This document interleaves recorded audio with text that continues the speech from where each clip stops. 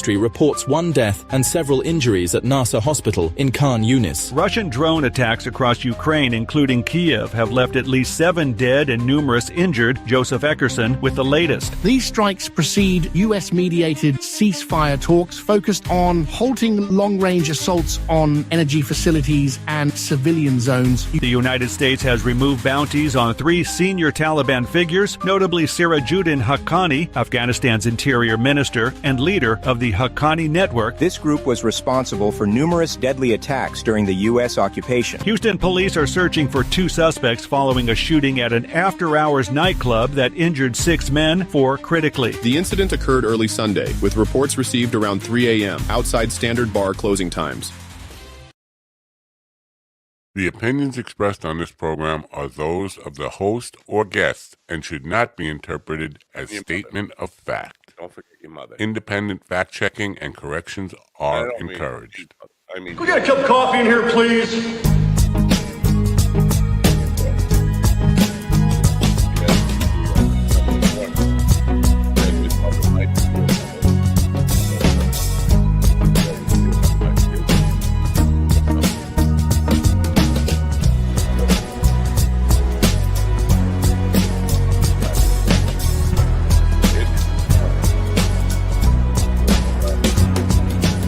Damn good coffee and hot. See? I told you.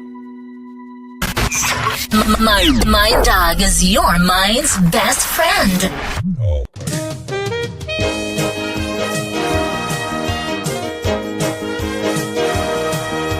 My dog is your mind's best friend. Get a Wake up, America. You've got a dog that needs walking. That's right, sunshine. Just put on a big pot of strong coffee and get ready to type your little hate mail with your opinions about kumbaya and flat earth insanity. Stand-up comedy? You want stand-up comedy? Well, we've got sit-down comedy. It's time for Coffee with a Dog. You make me laugh.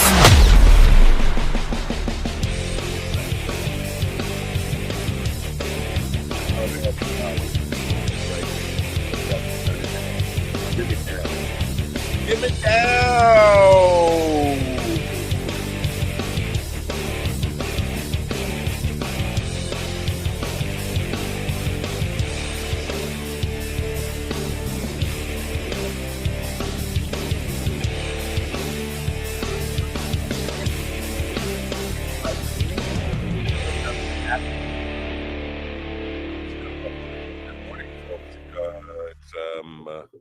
I think it's Tuesday. I'm not sure. I woke up thinking it was Sunday. Like, oh, I gotta get to church. Yeah, I gotta get to church. Apparently, it's Tuesday, right? Tuesday, March 25th, 2025. A lot of 25s in that. Well, 2 25s in that. Saying 20 a lot. Anyway, good morning. Hope it's a wonderful Tuesday morning wherever you are. The sun is shining here. The wife is going back to work in an hour, and there'll be nobody home but me. Party! Bring the bitches, bring the cocaine, I got some booze. But no party. No party. I don't know. Have you ever done this? Like, you're like texting the nuclear codes to your friend, and then you accidentally text them to your mother. Have you ever done that? Me neither. The amount of bullshit, the warp speed bullshit, the quantum bullshit that is coming out of Fox News. I don't catch much of the other dipshit right-wing propaganda reels. But man, oh man, the Fox News host trying to spin this. You put a drunk in charge of the military. And you don't expect shit like this to happen. He texts war plans. I don't know if he personally did it. I think he probably personally did it because he's a drunk. I'll quit drinking if you give me the most secure, important job in securing the nation. And I don't know if you know this about me, but I can't talk this morning. I'll quit drinking if you just give me the job. That was the promise. And then he got drunk and texted warplanes. That would be interesting. Text a warplane to everybody. And then Fox News, well, it's really no big deal. Who hasn't accidentally texted a picture of their anus? I don't know where I'm going with this. It's just like the amount of bullshit. First of all, the panic mode that is behind the bullshit, because they're just trying to say anything. First of all, Hegseth tried to come out and say it was a hoax, that comes from the top. This comes from modeling the behavior of Trump. Anytime anything negative comes out, just call it fake, call it a lie, call it whatever, and just deny. Even though your own administration has verified it. The guy has the text. You can look at his fucking phone. Not a very friendly magazine. Stop.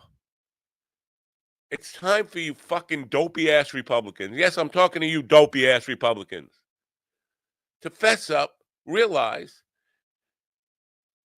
you back the most incompetent and corrupt governance in the history of mankind. Flat out. It doesn't get any more bullshittier than this. And to go into the public's face and just lie like that, they're taking you for idiots, and you are proving them right. Yes, I'm mad. I'm not that mad. I just felt like screaming and testing the microphone. I'm hopeless, is what I am. I'm hopeless. I'm just sick of it. I think we have a show for you today. Did I mention that? We're going to talk about mental illness. We have Debbie Hartung, not Mr. Tongue, Debbie Hartung. Sorry. She's probably like, what the fuck would I want to go on this show now? He's making fun of my tongue name. I'm not making fun of your tongue name. I'm making fun of tongue. Debbie Hartung is first time now, not a novel. She's written a memoir called The Factory of Maladies, which is about mental illness, the danger of cults, I say, and family dynamics, confused and disoriented, all that kind of stuff, like me. Because we're all fucking crazy. You're fucking crazy. I'm fucking crazy. Let's all get fucking crazy together.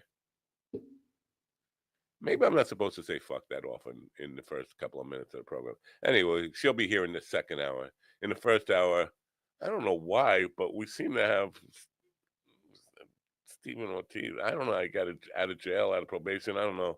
Maybe he promised again to never diddle any more kids. I don't know how that.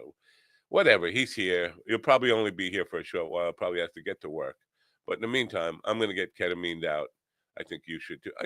Have you noticed I only have one? I got to get to making some more commercials because we all need a break, a ketamine break. And this one's for you. Mind Bloom is helping people achieve life-changing clinical and personal breakthroughs, alchemizing both the psychedelic medication, psychiatric care from psychiatric clinicians, coaches, we call psychedelic guides, and a lot of content and meditations and programs into this really transformational experience that, because it's delivered at home, costs a lot less and is a lot more convenient for people to receive. Been pushing this shit for a year. I got nothing. I got lots, ladies and gentlemen, in the room with me now. The aforementioned, is this right? No, that's not right. Stephen, I'm not going to work today, Ma. I have an earache. Ortiz. Ron, I don't have any work to go to, but I would go all the way to Long Island for work if I could. Kane and GD. Fuck work. Fuck. I just texted nuclear codes to finish it. Sorry. Good morning, America. MyDogTV.com. Did you think your friend was dead and you accidentally text his obituaries to everybody else in your network? It turns out he's not dead? Well, neither did I. But, hey. So, welcome back from the dead, Stephen Ortiz. He is risen. Oh, he is risen. Dreams were your ticket out. You know, you got fired. I was gonna buy a sheet. We got the explanation. I get you diddled kids at Verizon. You're fired. I get it. No. Well, I'm here because my schedule has to shadow my manager's schedule, and she's off today and tomorrow, so that's why I'm on. So if she's off sucking dick, do you have to be off sucking dick too? God, I hope not. I didn't read the contract very well. That's her schedule. If that's her schedule, and you have to do what she's doing. I know. And then I was go ahead. I'm gonna buy a sheet. Let you talk. Go ahead. Yeah, you don't want to talk over him. Go ahead. I'm gonna buy a sheet. I'm gonna let you finish your sentence. Don't start talking. I hit here, Grandpa. All right. I was gonna buy a sheet for this, and I went down to the Ku Klux consignment shop with my discount code GD Fenderson to get 3/5 off the cost, and they all had holes in them. And I'm like, well, this doesn't look like a ghost, so I was like, never mind. So If I'm not vaping, I'm raping. Well, that's why I think that's the truth. Trademark and copyrighted. If we get down to the brass tacks here, and I don't even know why we would have brass tacks. Brass is such an antiquated metal, but I think what we would find is that Stephen got fired for raping. Oh my Vagina. Right. For raping vagina. Welcome back, Stephen. This is for you. Well, this is for you.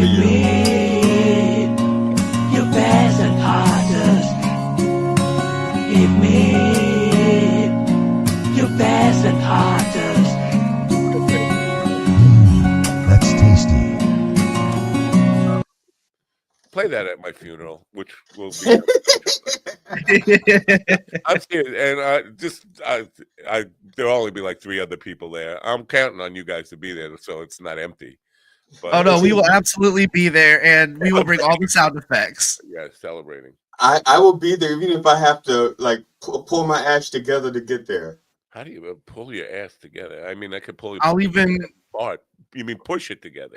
No, my ass will be like in an urn, so I may have somebody bring me there if I'm incapacitated. That sounded. You have a stroke? Are you okay? No, I was trying to work the word earn into incapacitated. Earn capacitated. Should call my incapacitated. Okay. Yeah, we're gonna do all the sound effects at your funeral. You're gonna hear a Minucci's ad. It's gonna be we're gonna do a whole live. Talking to you, I said Uncle Ernie, and you come on. Well, and we'll have a special guest at your funeral. We'll have the buck that actually put a hole in your body. He says, I don't see Uncle Ernie in my contacts. Uncle Ernie's been dead for fucking 50 years. No wonder you don't see him.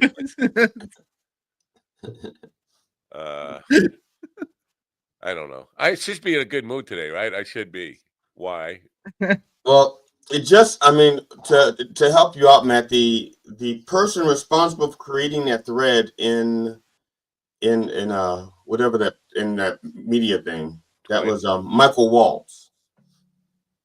Michael Waltz created the thread, but every last one of them should have realized that they shouldn't have been doing it that way anyway. The problem is that Trump has set up this standard that they don't want any trail, no paper trails. So everything they can do without a paper trail, they do. And this is one of those things. So, like, if somebody were using a non-secured server for emails, let's say, and they sent out emails from a server that was in their house, that would be like the equivalent of a non-paper trail, right? It would be equivalent. Technically no, because all of the emails that Hillary Clinton sent were still backed up on the servers. Saying, like, hypothetically. Well, I'm just saying, but that's where they're going to go. That's the comparison they're going to try to make. But there is a trail, because anything you do online, everything is time stamped. It leaves a footprint in some aspect. But I think that particular. All right, you can go. I think that particular app though deletes everything after 12 hours or 12 days or something like that. It deletes it. It's kind of like It's like Snapchat, but. Well, that's what I'm on, this encryption shit, because I don't believe in this encryption shit anyway. If anything can be encrypted, it can be decrypted. But they said, well, it's not real. There's no real paper trail if it's encrypted. Like, I don't buy that shit. But that's not true, because even worst case scenario, whatever device that message was sent from, it's still there at least. Ladies and gentlemen, you're listening to the voice of Stephen. I don't know shit about tech, but I work in a tech company. I can't even fucking send emails. I act American. Like I know shit about tech, but I don't know shit shit about tech. I leave it up to geezers who can fucking run circles around me. Boomers who are fucking almost dead know more about technology than I do, Ortiz. I'm sorry. Hold on. You know more about computers. I know more about cell phones. Maybe. What is a cell phone? I don't know. That's a phone that you can get $5 for. It's a computer you put in your pocket. No, I thought it was a phone you can get money for. All right, that too. It's the thing that you can order a booty call and a pizza on at the same time. Or a cell phone is also when you've been incarcerated and someone has a device in their ass that you can use to call your friends outside of your cell. That's a cell phone. I didn't notice about me, but when I did time in jail, I had cell phones. I don't know if you know this about me, but I could keister a whole Galaxy S24. Wow. Does that flip? I don't know. It doesn't flip, but you're going to wish it did. You'll flip by the time it's done. Oh, God, yeah. Shit, I left it on vibrate. Now, let me ask Ron and GD a question. Were you guys on board to support your good friend Stephen Ortiz during his big highlight, big showcase of silliness on Monday night that he called Beyond Classified? Were you on board? I was driving, so I didn't even remember. I was driving, and I had been called. I text Steven, and he goes, "I'm on the air live, asshole. What the fuck you want?" I was like, "Whoa!" He called. Whoa. He called me first. I said, "Whoa, dude!" No, the sweet young boy who used to suck my cock. Text me pictures of his cock when he meant to send them to Pete Hegseth. Look. I've accidentally sent my penis to the wrong number before. I have done this. Wow. Your whole penis or a picture? Well, just a picture of it. But so it was when I met my ex-wife and I had her saved in my phone as my freaking Rican. However, I also worked with a guy who I became friends with, who I saved him in my phone as my other Rican. And so I sent her. So we were just dirty talking. Right, I sent her a picture. Hold on, listen. All this. Listen, you're omitting the part where he took his shirt off, and you're like, I'm in this chair. I'm going to take my shirt off. The next thing you know, he's rubbing against you, and you're like, oh, freaking Rican. No, look, hold on. So she goes, wow, that would look really cute in a top hat and monocle. So I put emojis on the picture, and I went to send it to her, but you know how like when you hit the share button on your iPhone? No, I don't know how you do that. No. Pictures. No. Well, I clicked the wrong one, and then she goes, I thought you were going to send it to me that morning. And I'm like, I did. And then I looked at my phone and realized my coworker had gotten it. The one you call your Outer Rican? Is that the one you call the Outer Rican? The Outer Rican, yeah. Yeah. If I'm hearing this correctly, and I think I am, you've decided to stop stealing jokes from Dave Landau and start stealing from Chris D'Elia. No, I have proof that it happened. Material there. I could have sworn I've heard him. Yeah. Exactly the only thing you have proof of is that you sent a dick pic to a guy. You don't have proof of intent or motive, okay? Because here's the thing. The thing is you sent your thing. We know that the thing has a monocle on it and a top hat. Okay, we know about the thing. You told us about the thing. And a lot of that comes. Yeah. Dude, it was such an awkward morning because I had to face him like 2 hours later. Come up with a story as to why I sent him a dick pic like that. And you two have been in love ever since, and everything worked out fine. You live happily ever after. No, we just play Xbox occasionally. Okay, I don't even want to know about your Xbox. Finishing and how it got named that. How it got named that instead of Genesis or Sega or something like that. You could have called it anything. You could have called it your Atari. If you wanted to, my Nintendo. But you called it your Xbox. Okay, fine, I got it. Right, my ex's box. Here's some breaking news for you. What did you break? Our friend Alan Edwards. Al, who the fuck do you think you're kidding? If you're listening this morning, Al, who the fuck do you think you're kidding? like Al's a real My person. God. He sent me an What email did he do? saying the sports thing didn't have to work out, and they let the sports reporter go. He's fucking AI. What did he tell me? You fucking let the guy go. Fired him. We fired AI. You had to let the guy go. You know, and the thing is, the way AI works, you fire it, and AI comes back and says, "You can't fire me. I own your phone now." He canceled the subscription. So he canceled the subscription for that app. But AI says, "You want to fire me? I'm going to take away all of my other friends out of your phone. Right. Try working shit now.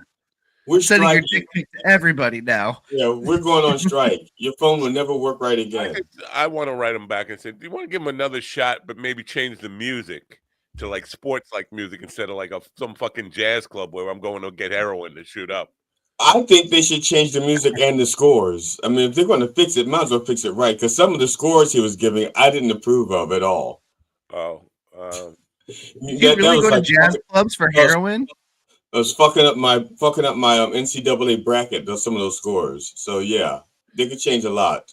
Now, March Madness doesn't end in March, right? March Madness extends into April now. It's like they weren't mad enough. Well, it goes from March Madness to Angry April. Or April Angry. We didn't point out that the moment I said I had Lobo fever, the Lobos sunk. They went out. They lost. And then basically, I'm a fucking chick. Our research department was able to pull up the video from Steven's Xbox when he was having this communication. Oh no! Share that and see it. Oh no! Come and worship Daddy's gloves. Boots need some shining. Skin tight. Long leather gloves. Need a licking. You gotta shine him up for Daddy. He's got work to do. On you. And then, when he's done with work, we'll need to clean them all over again. Somebody demonetize this, please. I don't know if that was ASMR or Ass Mister. Ass Fister, probably. The people who listen on this dopey little radio thing that we have here. If you're not watching, you're missing out on 3/4 of the content here. You got to, Ron, if you go to my Twitch, you might be able to find very similar things. If you go to your conversation, you might be able to find very similar. But I'm curious, Stephen. Was it cold? Is that why you lit the fire behind you? And I think it was getting out of control a little bit. I like it hot, baby. I like it hot. My nuts roasting over an open fire. Let's go. Now, I noticed in that you kind of had just the goatee going on, the mustache goatee thing, and you shaved the sides, and it looked like you stole a little of my hair dye. I did. I actually just drew everything on, and then slid it back into your medicine cabinet next to your Viagra. Well, you know what? Obviously, you do with your youth what you will. Mine was wasted. So why not yours? Waste your own youth. I'm sure you'd have a lot of questions if someone walked in and that was going on. Oh my gosh! Especially if they were at work, let's say in an AT&T store in a Walmart. So you want a phone? Right. I'm coming for you. No, I don't work in a Walmart. I work next door to a Walmart. Yeah, but they find you in the Walmart, right? They go through the Walmart, go through a little secret door like a phone booth, a little door that looks like a phone booth. You open like a speakeasy. It's a glory hole. Thank you. It's a glory hole. A Walmart speakeasy. They go into Walmart, they go to the phone booth, down some stairs, and they find you next door. That's all leathered up and ready to go. Jackie had a glory hole joke Sunday morning. I still can't put it back together in my mind because it was just so weird. Somehow he wasn't sticking his dick in through the hole. He was sticking his finger that was covered in shit through the hole. I don't know. God, what? I know. It's like, well, you just ruined the whole. I can't follow. Yeah, if you're gonna make a glory hole joke, make it really quick and easy to follow. I stuck my dick through the hole, like an actual glory hole. Make it quick and Steve- easy, like a real glory hole. Yeah. I don't know. You just ruined my good mood. This is why I couldn't stay away. Is because of this top shelf grade A quality. Oh well, then let's beat you up over that shitty show you did last night. I know. I was just, it was horrible. I know. I just want to offer one piece of advice to Jackie when it comes to telling jokes, and I know I shouldn't because he's the master of jokes, and I'm not very good at it. But you should never tell a glory hole joke if it takes longer to tell the joke than it does to use the glory hole. Exactly. That's a basic rule. Thank you. I wish I could have articulated that. That's what I was trying to say. Well, Matt, you're not the master of failure and humor as I am. Beautifully said. Yeah. Now let's talk a little bit about Steven's show last night because he had a very interesting guest on last night. Now this guy, he's got a past and he's got a present and might have a future. I'm getting a call from him right now. What are you talking about me for? But this guy's teaching in academia. He's teaching the youth of tomorrow. Well, the youth of today, which will be the old people of tomorrow, I guess. But he's talking about talking to the dead. He's talking about Anzar. It's 7'9", 7 foot tall Indian man. Indian, well, native looking, but we don't want to be racist and call him an Indian. Of course I do. This is what he's teaching in history class. I don't know if he's teaching it, but he's talking about it to and he said last night, like he's finally retiring, so he's not afraid of what he was saying. But as far as I know, and I interviewed him 5 years ago, he wasn't afraid then. He wasn't in fear of the upper echelon people in the school finding out what he was talking about then. And as far as I know, he's been talking about it for like 20 years. It's got to be weird. If I was sending my parents to that school, like, fuck worrying about sending your kids to school and have them transition gender. You'd giving me Joe Rogan. I sent my kid. He was going to be a scientist, and now you send me home Joe Rogan. Yeah. Some kind of fucking conspiracy theorist or somebody believing and talking to the dead or talking to 7 foot aliens. Oh man, I almost lost my composure. The coffin story where him and his mom heard the corpse speak, but his dad didn't hear it at all. I was just like, right. I think it was doing it. Come on, man. His dad was doing it. He was fucking with them, right? That had to be. That's a typical dad thing.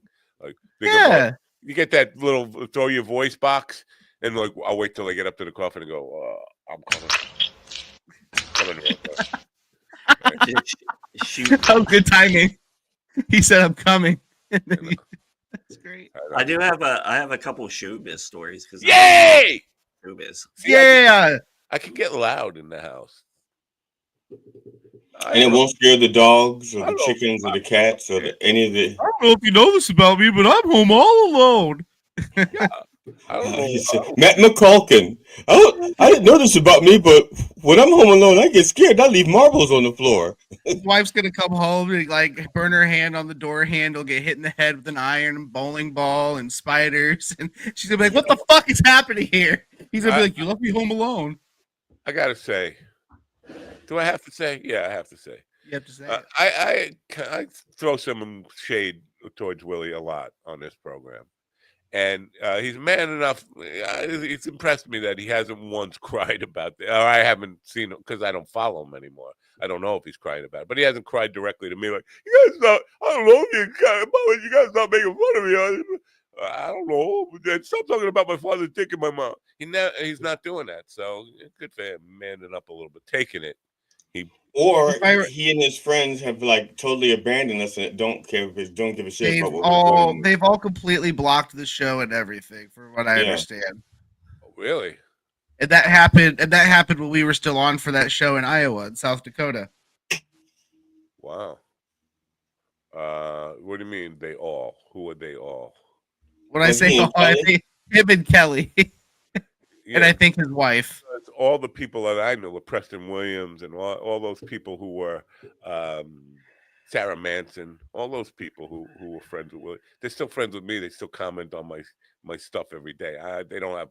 Willie said something along the lines of, "You were just too negative for his universe." And was detracting from his positive outlook and demeanor, and he could no longer accept the negativity in his life. How did it become his universe? A guy who can't afford a bus ticket. It's his universe. Wait a minute. I think. Hey, listen. If Musk was saying it was my universe, I get all right. Maybe it is. Maybe he fucking bought it. There are people that in comedy that do comedy. Like they only practice at open mics. You'll see them like once a month or like twice a month, and they call themselves. Why don't you just say GD, okay? Nah, even worse than you, GD. It's people that they're like doing nothing, but they call themselves comedians all the time. Like that. You remember that woman that came last night? Like before she went up, she gave me a piece of paper. She's like, "Can you give me this introduction?" And it was like this long introduction. I'm like, "I'm just gonna call you up by your name. This is an open mic. No one gives a fuck." Because there's only fucking 4 people in the audience. Yeah, 4 people. Yeah. And I'm not gonna sit up there and like, this comic has done this and this. I mean, I would maybe consider it. I would maybe consider it for Chappelle, but I'd be like, you know who this fucking guy is? Just get him up here. Yeah. My universe. Too And negative. Chappelle has sent me a text saying that he couldn't make it last night, so I should have let you know in case you're waiting for him. That makes sense. I do see. Because he told me he couldn't either, and I was like, that does track. So I got it. What makes me laugh is when you see a comic like that, and they pop up on a show, and you're like, what? For a show that people are paying money to see, and you're like, my God, if that was me and I paid money for that, I'd be setting that place on fire. Yeah. So I'm glad you pointed this statement from the King of the Universe out to me, because I just, first of all these guys, all these people who believe in the law of attraction or manifesting, the only person that they think it's working for is me. All the negativity you manifest in your life, it comes from you. But them, it doesn't apply to them. Like when you think you're going to be on top of the world in a month, and you declare, I'm going to be rich next month. Next month, I was going to be so rich, I'm borrowing money to give it away now. And 2 years go by, and you're still fucking living off your waitress wife's fucking handouts. Why doesn't the law of attraction apply to you? I'm doing well. My wife is going back to work today, and I have an empty house and party time. I'm being offered. And you just turned down a multi-million-dollar job because you said, "Fuck it, I'd rather have my peace and quiet than that fucking money, because I don't need that fucking money. It's only $1 million a year." Fuck up. I did not turn down a job yet. Okay. That's what I meant to say. Now you can continue berating me, whatever you were saying. But I just want to make sure when you say turn down the job, you say yet. That's okay. So you just turned down a job yet. Right. Rise up. Stroke down. You didn't see where I had to put the yet, right? You just yet turned down the job. As long as I use yet, I'm okay. I'm not, contrary to popular belief, I'm not a good liar. So when it comes down to, well, what's going on with the job? I don't know what the job. Oh yeah, the job. Oh wait, I got, somebody's calling me. I'll get right. I don't know what. The job hasn't called yet, but I believe probably today. I'm gonna have to fess up about this job thing. That I don't want to go to school, Bobby. I got an earache. Yeah, you got to shit or get off the pot. Oh shit! Yep. If I'm not vaping, I'm raping. But if I am shitting, I'm shitting. Doesn't matter if there's a pot, you couldn't hold it. Right. Yeah, the pot was too far. Right. I gotta say, since he's been force feeding me the spinach, I've been shitting a lot better though. in your Welcome pants, to but it's a lot Minucci's. better. Or could it be? Good bruh. Good bruh. Bruh. I don't know. Bruh. I don't know. He didn't say anything about the good brew helping your shit better. He didn't mention that. But Well, in theory, wouldn't that be part of the byproduct if you're getting better? would that be Einstein's theory of shitativity? Well, I was thinking poopativity, but yeah. Poopativity. All right. Called the shit poop. So we're going to talk about craziness today. Maybe is it politically incorrect? Oh my God. Crazy. Is it politically? Yeah. Excuse me. Who's texting me? This could be bad news. Could be very bad news. I'm getting. Oh man! Another text from California. We need your help. I'll get back to it. Wait, where is this? 11801. Hicksville. And what's the date? I'm doing some business here. Oh, Duffy Avenue. Sure, I know Duffy Avenue. 15 Guest Hicksville. What's the fucking date? Doesn't give me the date. Is this something we are supposed to hear, Matt? I mean, you got closer to the camera, like you need to be louder, and you're yelling things, and we only hear like one side of a conversation. I don't know if you're stroking out. I don't like how close he is. Yeah, he doesn't usually get that close without hugging us. Hey, right? no. See, you guys continue on. I have to answer. So Ron, give us a recap, not a preview of the what's that thing called? The news, the showbiz news. Well, I look for, or we could just do. We're just gonna do fucking showbiz. Whatever I'm looking.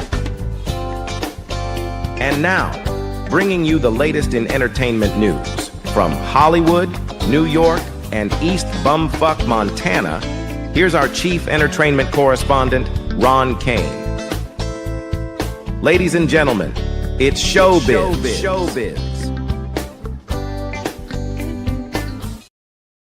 Hey everybody, it's Tuesday, so make sure you eat at Minucci's. Today is leftover fried chicken night, so please come out for that. Each piece of fried chicken is 20 cents. Has it been eaten off of? We don't know, but come on out to Minucci's and find out. Now, is it real chicken or is it some of those birds that used to be out the back behind the restaurant digging into the dumpster? Well, according to the paperwork I have here, Minucci says for legal reasons they cannot confirm or deny whether it's food or not. You know how they, instead of when they don't have, it's not real crab and they spell it KRAB. Yeah, it's like chicken, CHIQEN. So make sure Welcome to Minucci's. Yes. So let's move on. This is Tiger Woods and Vanessa Trump. Apparently, they are dating. And if you don't know who Vanessa Trump is, she is the ex-wife of Eric Trump. Well, can I comment on this? Because this is, first of all, once you get out of the Trump world, you should change your name, not be a Trump anymore. I would. It's just a dignity thing. But Tiger Woods is posting pictures of her and saying, we're so in love. But then he's also, while he's posting pictures of her, saying, please, can we have our privacy? Like, you're looking for publicity. You're the one putting this shit out there all over the place. And then you're blaming the press for just commenting on what you're putting out there. You can't have it both ways. You can't ask for privacy and then make it public yourself. This is what I think it broadly considered hypocrisy. That's what I want to say. All right, go ahead. Yeah. Well, Tiger Woods has had a rough 10 years, so he doesn't know. Everybody could have a rough 10 years now and then. I mean, he had car accidents, wives coming at him with golf clubs. Dude, you know what? I just hope my shit doesn't last 10 years. Holy shit. How desperate do you have to be for attention that you just want to be part of the Trump menagerie? I mean, that's I don't know if I'd want that attention. I mean, do you not think that Tiger Woods actually could have dated almost any eligible white desperate woman he wanted? Oh yeah, he's got his pick with the money and stuff he has. He's got pussy falling out of the sky for him. Yeah, so unless his four-iron isn't as good as it used to be, I would assume that he could pull better than this. I imagine when he walks out like on the deck of his house, it's like, look at this feature, and he hits a button and it's just squirt that's raining all over the deck. Yeah, that's a good observation. But I would just like to say, like, you could say that about he could do better than but consider where Don Jr. went with this. He went from this, which is not bad, fuckable, to Kim the fucking horror movie, fucking the plastic surgery. Trout mouth. Huh? Yeah. Trout mouth. She's the mouth like a trout. Oh God, she's so fucking ugly. She is like, and this is an epidemic right now. I'll let showbiz continue, but right now we have women who were born decent looking to pretty, going to plastic surgeons and saying, "I want the ugly. Give me the fucking ugliest face you can fucking dig up." And it's just like, what the fuck is going on with the world? They're chop me to pieces, plastic me up, make me look like a fucking horror mask. I think what happened was, you know, people have sales like buy one get one free, but the free one has to be of lesser or equal value. Yeah, I think one of her friends got the full price work, and she got the lesser value, the free one. That's what I think happened. There's so many of them, though. I mean, yeah, they're because a lot of people get to buy one get one, so the friends get the lesser value one. Well, I hope that trend ends someday, because we're taking beautiful women and sometimes beautiful women, sometimes just okay, but okay, and then making them fucking scary. I don't stop. Thank you, Bella. All right, continue. All right. This is Ben Stiller and Robert De Niro. Apparently, there's going to be another Meet the Fucking Parents movie. It's early and pre-production, and so I mean, De Niro will pretty much do anything for a check at this point, so why not cash in? And most of the original cast is returning. The principals are returning. So, so I guess the kids aren't, because actually the kids, depending on how much into the future this is, the kids obviously didn't stay young. Well, no, it's been I think 12 to 15 years since the last movie, so the kids will be a little older. I'm sure somebody will be getting married or some shit like that. It's been 12 to 15 years. Meet the Parents. Yeah, I wonder if it's probably going to be some like all-star cast of like Ben Stiller and De Niro meeting, you know, this other person's, or, you know, their kids, you know, spouses, in-laws, and all them. Well, the only one left to get married is Owen Wilson's character, right? I mean, everybody else is. No, that's Meet the Fockers. That was the number 2 one. All right. And that was released in 2024. I'm sorry, 2004. So that means the third one, so the third one's easily probably 15 years old now. Mm. Here we go. It's going to happen, and you can't stop it. Speaking of reboots and extensions, Friday the 13th series is coming to the Peacock. The show is called Crystal Lake, and Jason Voorhees' mom will be played by Linda Cardellini. Jason Voorhees' mom. Oh, I'm sorry. Yes. Jason Voorhees' mom will be played by Jason Voorhees' mom. How about so that? Normally I would be completely against this, but I got to give the Cock credit. They actually did a really good job with the Ted series. The Ted series on the Cock is very funny.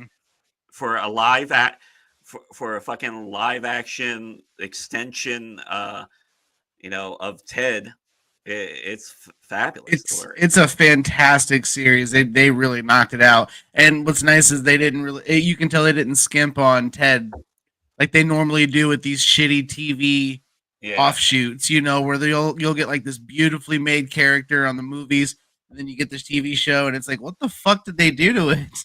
Yeah. Okay, So I'm gonna sound like Matt's grandfather, but is this the same Ted that did the Ted 1 and Ted 2 with Mark Wahlberg? Yep. This is a prequel to when Mark Wahlberg's character is in what? It's like elementary or middle school or high school. High school, beginning High of school. high That's school. right. High school. I just remember he just looked really young in the first few episodes that I saw, but yeah, he's in school, and it's just when he's in high school. Yeah, it's just a bunch of hijinks. And the parents, his parents are funny. They were very good. Yeah, so if you haven't seen Ted on the Cock, check it out. I just want to say that was an incredible impersonation of my grandfather that GD did. Okay, go ahead. Finish inside me. This is James Bond. So James Bond has been rushed. That's always a good sign into pre-production, and they're giving it a release date of 2027. There's still no word on who is going to play James Bond. Aaron Taylor Johnson, pictured to the left, he was rumored to be playing it. He was offered it, but he's saying that he's not going to do the role. So he's got who knows? He's got too weak a chin to be a Bond guy. But I turned it down also. I turned down the part as well. All you have to know about this is Amazon is really rushing this, and they're putting a lot of money behind it. So why would they do that? Explain to me like I'm 5 because I'm 4. Because they're looking at, because they just bought it for, what was it, $1 billion or some shit like that. Mm-hmm. They bought the franchise, and so now they're looking at it as a numbers game. Like, if we produce a James Bond movie, this will bring out so many people, and we can do this. Well, they're just going to take the James Bond name and run it into the ground, I'm sure. Smells like bureaucracy panic within a corporation. Like the guy who made the decision here, he's getting pressure. Like when do we start seeing return on investment here? When do we? And he's like, oh well, it was a long-term plan, boss. I didn't. And now he's got to fucking show some return on it, and so he's panicking. That's what it smells like to me. Yeah, and he's probably getting emails right now saying we need a 10% increase in profits in this movie. So that guy's probably sweating. Now, does anybody know whether or not they're actually James Bond toys? Because when I was growing up, they had a product called Zero M, and Zero M was a bunch of spy toys. They had like a radio that flipped out into a machine gun. You had a camera that turned into a pistol. Do you know if there's that? Because I'm just trying to figure where to get the money back from. So, and usually it's marketing is the biggest thing. Every time there's a James Bond, they usually do a line of toys. There's always a couple of video games. Okay, I didn't know. There's always, there are like action figures out there. They're not like really big, but the Stevens point, the biggest thing for James Bond has been the video games. Okay, all right. Well, and the car deals, because some car company always attaches themselves to James Bond. Yeah. And then they do some Aston Martin, usually. It's usually Aston Martin, and then they've also last couple of times did like the G-Wagon as well, and Mercedes, and they all did like special James Bond version shit, and but isn't I could just be stupid, but most people associate Aston Martins with James Bond anyway. So if Aston Martin never gave another dime to a James Bond movie, people would still be associating Aston Martin with James Bond, right? I mean, I'm just saying, like, for example, if Aston Martin was like if the last Aston Martin car was used in Let's Say Live and Let Die, they could still say Aston Martin was a James Bond car. They could still ride that, right? I mean, they still own. They can. I think the only people that would appeal to is people that are like on the older side. But like younger people, they don't give a shit if it's Aston Martin one movie or if it'll be a fucking Hyundai in the next. I swear to God, though, because most young people couldn't afford an Aston Martin anyway. So if they're trying to get the young people, James Bond will have to like heist a Geo or something. If they put James Bond in a Tesla, we burn down Bezos' house. Yeah. We gotta charge this before this big chase. Yeah, hold on. How long? Oh shit! No, it can't go in the water. James Bond says, "Do you expect me to chase him in this car?" "No, Mr. Bond. We expect you to die." How long have you know this about? Oh, never mind. All right, speaking of movies, this is Coyote versus Acme. This is the movie that got shelved. And that's a shame. I think that would be great. So there is a company now that wants to buy the movie for $50 million and release it. They get the rights to it because this movie is completely in the can, and Max wrote it off because they just consider it a loss. They produced it, final everything, and they have several movies like this that were actually just made within the past couple years that are sitting in a vault. And they're writing them off, and they're not releasing them. That's a shit. Because just the fucking premise, just to me, it's hilarious. If the writing is right, if the writing is good, to me, that just seems hilarious. It's about fucking time Coyote sued Acme. It just makes sense. Yeah, and you have I auditioned for the voiceover for Wile E. Coyote. I didn't get the part. But so this is This is The Mandalorian. There is a Mandalorian movie coming out next year. Disney has spent $166 million on this, and it comes out next May 22nd of 2026. People are excited about this. The Disney Star Wars nerds. Will anyone care by next year when this comes out? I have one Mandalorian question because I don't know who the Mandalorian is. Is the Mandalorian supposed to be Boba Fett before he became Boba Fett? No. Who's the Mandalorian? Mandalorian is Mandingo. Oh no, that's not accurate. Rise up. The Stroke Mandalorians in general are a race of, generally speaking, like bounty hunters, and they have a special creed and all of that fun stuff.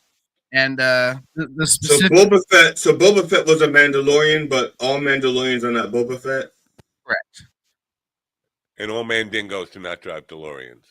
Oh my god! What do you mean? No, most Mandingos drive Master's Woman. Right. He's right. Well, most Mandingos drive deep. Well, I know Star Wars nerds are excited about this because the way the Mandalorian ended, it left a lot on the table, and with Luke Skywalker showing up and all of that, we get to see Grogu possibly trained as a Jedi a little bit, so it'll be cool. Yeah, Mandalorian. This is Eminem. A former employee is being charged with stealing unreleased tracks from M and selling them. So this case is going on, and so from approximately 2007 to 2021, this person stole shit. His name is Joseph Strange, and he worked with the rapper. He has been charged with criminal infringement of copyright and interstate transportation of stolen goods. Damn. Let me just tell you, if you're in prison and they say, "What are you in for?" you don't want to say that. I don't know. You might get a little street cred being like, no, fuck that white dude trying to take over black music. I stole his music. You want to say, I killed a gang member with my bare hands or something like that. You don't want to say, probably. Yeah. You could say I robbed a flower shop. That would give you street cred.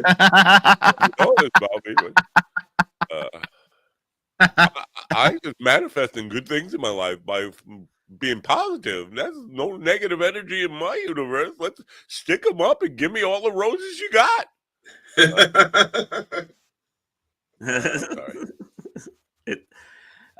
If you're an Iron Maiden fan, you may be interested in this. Iron Maiden has cut up their 747 and cut it into like 12,000 keychains pictured to the right. So if you want a piece of Iron Maiden's plane, you can go out there and buy them. There's only 12. What are they going to fly in now? Nothing. They're officially retired after 50 fucking years, believe it or not. It just sounds like something. 50 years? I cut up my fucking plane into little pieces and you can buy. I'll be honest. I'm an airplane nerd. I kind of want to order one. Yeah, I mean, Trump did that with the suit that he got shot in, right? He cut it up because it wasn't going to be used for evidence in any kind of trial or anything. So just cut the suit up and sell the pieces. I'll just buy it to piss on. He still get the money. I just wanted to mention this because it's not really showbiz. I just thought this was interesting. because of all these cuts and shit that are being made and this push for AI. And so they want to use AI to predict weather. They are using it in some fashion. And they supposedly AI is more reliable. Who knows if this is fucking true? But so in the future, when there's a storm coming, just get ready for the power to go out and AI not to be working. And the only alert you'll get is, you're probably fucked. Now, do you think this is connected? Do you think this is connected to the budget cuts to NOAA? Yeah. Because NOAA got their budgets cut. They can't use, a lot of people don't have the money to send up weather balloons anymore, but they still need the weather information. AI is supposed to predict this, but where does AI get the information without the weather balloons? Well, not just that, but there's also subtleties in predicting weather that, like, I don't know, man. I feel like taking the human element out of it kind of ruins it a little bit. Yeah. Well, this administration has been pushing for AI on all ends. Well, and, yeah. like, and to bring some stuff current, but like for the really big example is the nuclear missiles. Like there's always been talk, but like we need to upgrade those systems. They are on a closed loop for a reason. There's a reason why those missiles should not be online at all. It should be an old closed loop system. Yeah, old analog. Yeah, something that yes, I agree. It's harder to make mistakes, and people can't hack it. Well, that's exactly why these people freak out when these unidentified craft show up and fuck with these systems. I think they need to go back. I think Pete Hegseth and those people need to go back and rewatch war games. They need to rewatch war games. Wait, I just got a message from Pete Hegseth over group chat. I just said, "You up?"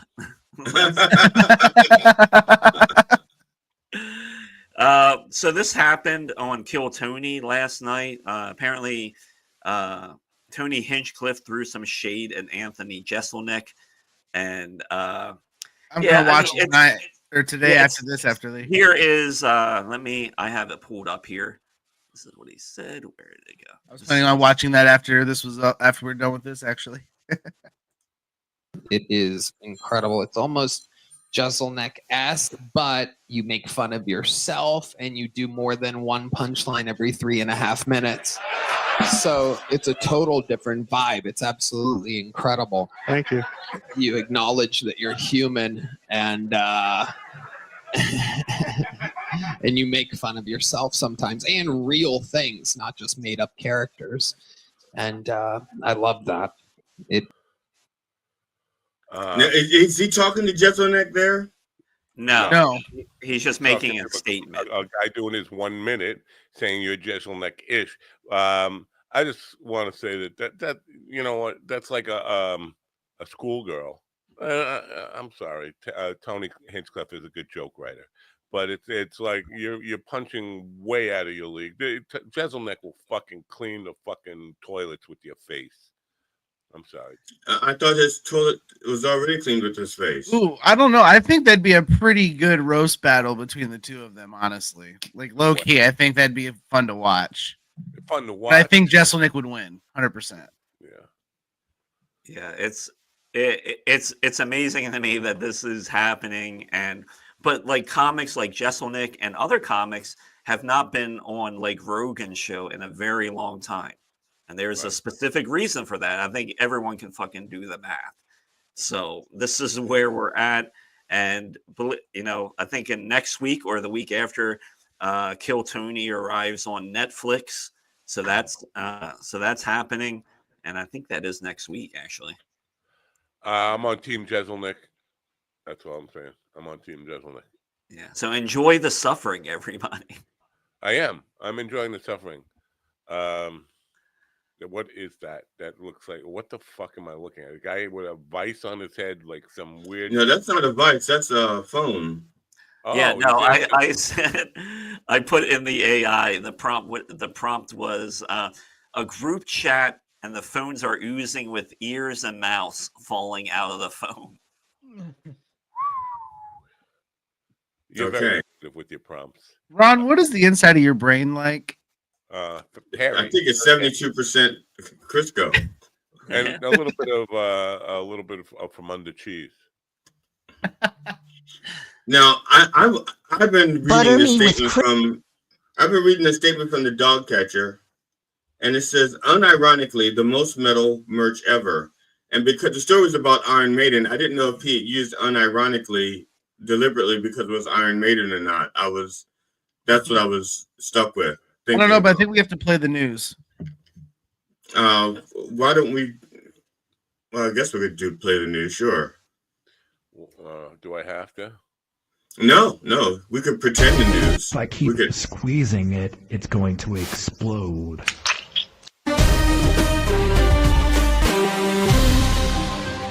The United States has removed bounties on 3 senior Taliban figures, notably Sirajuddin Haqqani, Afghanistan's interior minister and leader of the Haqqani network. This group was responsible for numerous deadly attacks during the U.S. occupation. Despite the removal from the State Department's Rewards for Justice website, Haqqani's wanted poster remains on the FBI's site. This move follows the Taliban's release of U.S. prisoner George Glesman, signaling efforts to normalize relations. Jim Kender reporting. Russian drone attacks across Ukraine, including Kiev, have left at least 7 dead and numerous injured. Joseph Eckerson with the latest. These strikes precede U.S.-mediated ceasefire talks focused on halting long-range assaults on energy facilities and civilian zones. Ukrainian officials remain skeptical of Russia's intentions, citing continued hostilities and extensive damage. While many drones were intercepted, some hit residential areas, causing casualties and destruction. Israeli airstrikes have targeted the largest hospital in southern Gaza, resulting in casualties and a significant fire. The health ministry reports 1 death and several injuries at Nasser Hospital in Khan Yunis. Israel asserts the strike aimed at a Hamas militant operating nearby, attributing civilian harm to Hamas's presence in densely populated areas. This incident adds to the ongoing conflict, which has seen over 50,000 Palestinian deaths and widespread displacement. Benjamin Wright reporting. This is the latest news headlines.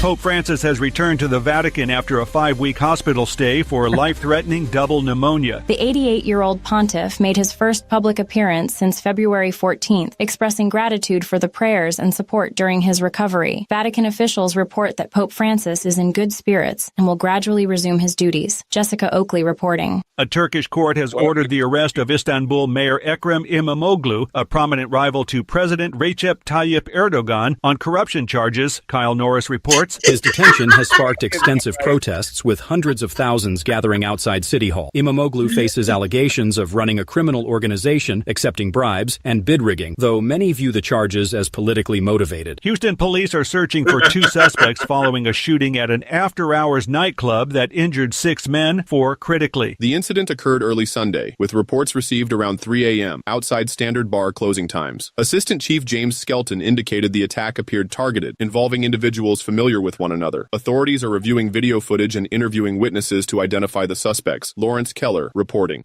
And that's the latest news headlines with Alan Edwards. Terrible. I don't think it's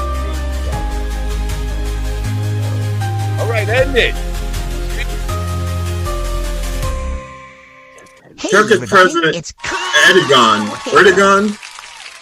Turkish President Erdogan.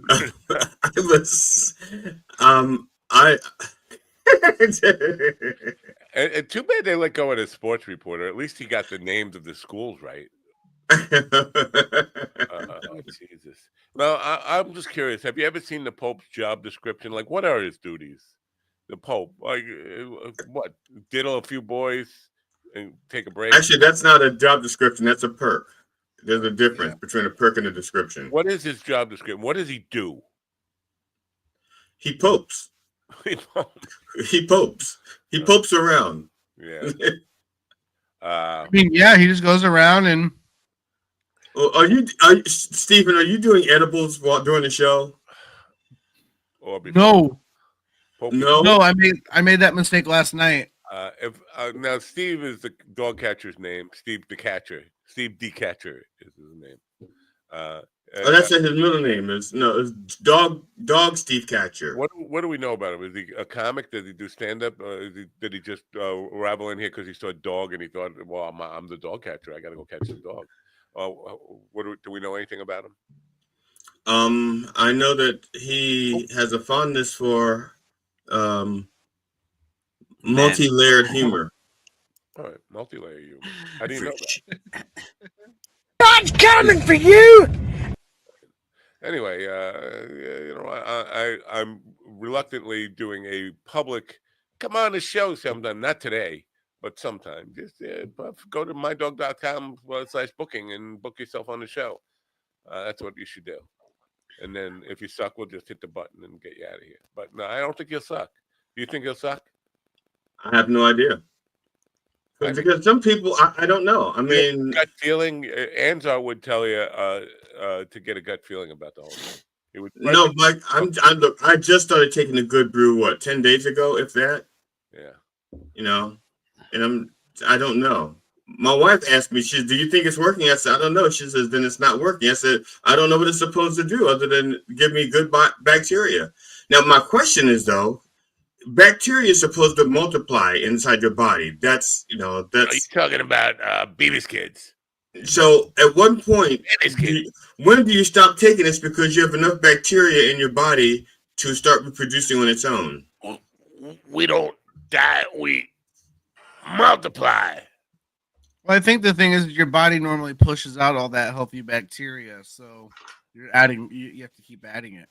I feel like Anzar has brought the spirit of Robin Harris in the room with me here. I feel like Baby's Kids. You notice Baby's Kids?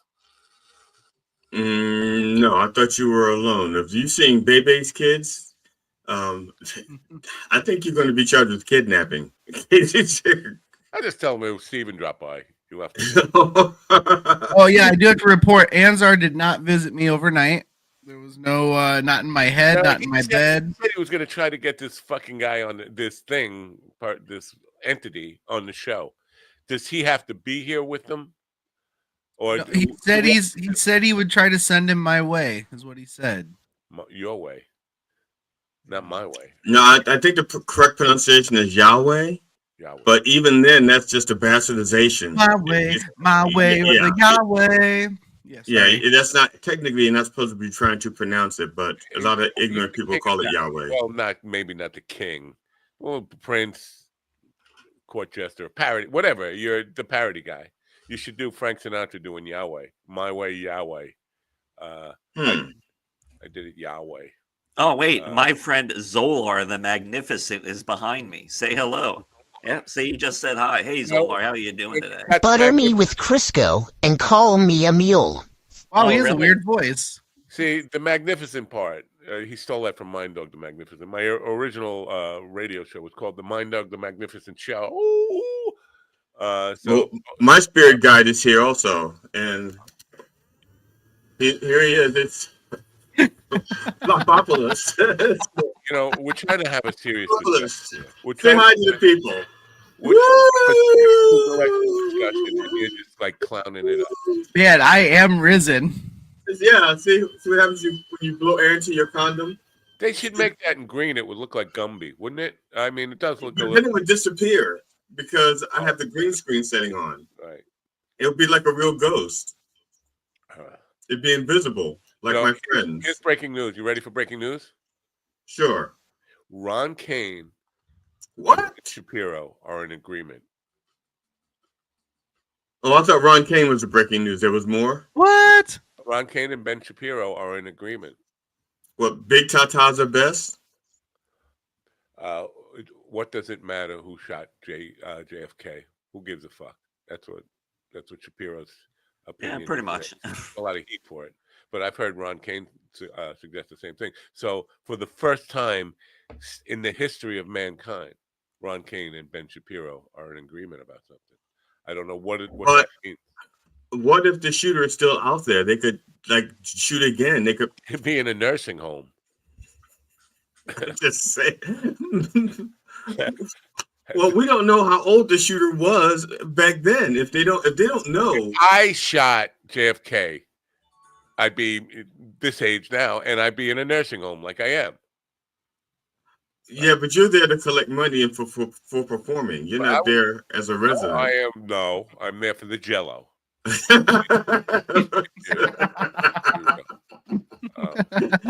Matt goes around there. Matt goes from room to room. You done with that? I don't know if you know He this. sings a song. I did it my way. Are you done with that, Jello? Next room. I've done side. There's the oats and little lambs eat ivy, and I eat Jello too. Wouldn't you? You done with that? Thank you. You may not know this about me, but Friday night we went to karaoke at the American Legion. It was a goddamn retirement prom. It was horrible. Well, yeah, it was so an bad. American Legion. I know. Well, I'm in a small town, and there's only like 2 places to go. There was that and a gross bar.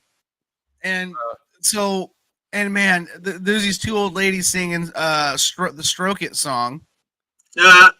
And there was, and I recorded it, and it was, it's bad, dude. It was rough. You guys, maybe can I send it to one of you to play it? You got to listen to it. Will we get a strike for using the music? If it's less than 10 seconds, I think it's okay, right? I don't know. I'm not familiar. No. I thought it had to be less than 30 seconds, but I have no idea. I don't know anymore. I thought I knew the rules back when I was. And then you can hear my brother in the background say, "This is on my playlist." Oh wait, I have footage from karaoke. How do you get this so fast? Because he's not paying attention to us. He's doing this while we're talking. Inside, and I'm just trying to fuck. Ooh, 'cause you want you to be my girl. Let's just make it work. You'll be my first girl. Okay, is there a reason we don't hear the music? You don't hear the music? No, just wait. I'm hearing it loud and clear. You know what? Let's just. Yeah, the best part of that video is the guy at the end is like, "Let's just take a moment." I'm still waiting on the check for the tap dancing lessons that I gave. That guy was feeling the groove. Feeling it, but not tapping it. Nope. I don't know. I don't understand. Is he wearing headphones and they're recording this like he's overdubbing his? Yeah, he's just doing an overdub track, vocal track. Well, oh no! Please don't send me texts with movies in it. Please don't. I feel like you're trying to set me up for some kind of government. No, this is the video from the karaoke. Our guest is here. You want to get her in a little early, so in case Steven gets called to whatever the Diddley Club. I don't have to leave at all. I'm here for the long haul. Oh, you're here for the whole. Oh yeah, you say that today, but Thursday you'll say like I can't be here on Thursday because I got to work. I do have to work. See, you're cry baby. But I can be on for most of the show. I don't have to be to work till 11, so I can be on here till like 10:30. Look, we're not your booty call. You can't just be showing up when you want to. He's like, if hey I guys, had to look. Okay, first of all, disrespectful. Okay, I had my hoe phase, and I'm not in that anymore. 2, okay, if I had to choose, it would be here. Okay, but unfortunately, Matt won't give me a raise. Cheetah would say. It sounds like something a cheetah would say. Baby, I'd rather.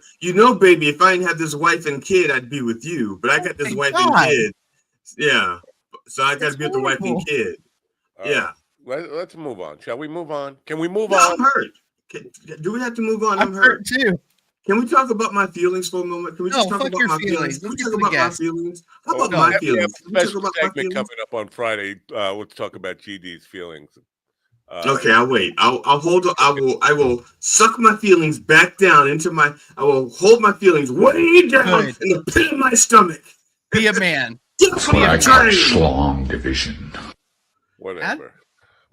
Let me. Get off of my train. I have a little TED talk to give about our guest here because her publicist is somebody I've worked with for years now, and I have a very good relationship with. She texted me last night that I have the wrong picture of Debbie Hartung up on the promo stuff. And basically, here's the deal: she never sent me the picture originally, so I just went looking on Google, Debbie Hartung, author, and a bunch of young ladies with short red hair came up, and I just picked one that seemed to go with the composition of the promo layout very well. Now, that's the wrong person. How many Debbie Hartungs, authors with short red hair, could there possibly be? I'm thinking 18. I picked the wrong one. Out of all the Debbie Hartung authors with short red hair, I picked. They are spelled HARTUNG or some ONGUE or not like Ron Tongue or Mr. Tongue. Or okay, Tongue, like Hartung. Anyway, okay. In that case, 16. Probably Hartung or something. I would say 16. But it's curious how many. What are the odds that there would be like all these short red hair Debbie Hartung authors? Why don't we ask her? I just Googled it. According to the 2023 U.S. Census, there's 14 and a half Debbie Hartungs. I probably got the half one. Yeah. All right, Debbie Hartung, whose new memoir, The Factory of Maladies, is resonating deeply with readers and mental health advocates alike. I never heard of a mental illness advocate. I think I'll be the first to be a mental illness advocate. The book is candidly yet darkly humorous narrative that takes readers inside the reality of mental illness, a subtle influence of cult dynamics, which I'm really interested in because you know me, I've been around those cults, and intricate layers of family relationships. She's here now. Let me just change the layout before I bring her in and go say hello, Debbie. Now, let's get right to it. Good morning. Okay. Good morning. Thank you for having me on the show. It's great to be here. Oh, well, thank you for being here. What part of the country are you in? I'm in San Francisco, California. So it's like 4 o'clock in the morning there or something. It's 7:15 a.m. All right, 4 o'clock. Yeah, basically 4 a.m. All right. Yeah. Are there more than one of you? Or there are quite a few of me, but a few of the photos online are actually me with various haircuts and different hair colors, all in the theme of red. So here I am in the flesh. Okay. It seemed to me like there's not just the short hair and the red hair, but also authors. I mean, how could all these people have that in common? So I'm not sure. It's a big mystery. all right. Mental illness. You know what I'm more interested in is the cult stuff. Have you been in a cult or surrounded by a cult? What talk to me what that Yes, I have been surrounded by a new age group. It was a group at first, and then unfortunately it spiraled into a cult.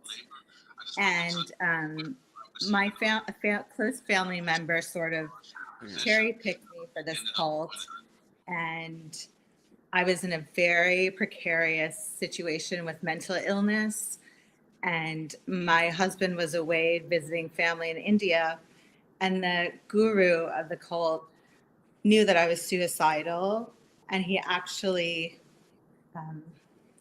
he really encouraged me to take my own life and to sign over my assets to him. Holy crap. Yeah. Encourage you to take your own life. Like what was the upside? What did he was he in your life insurance?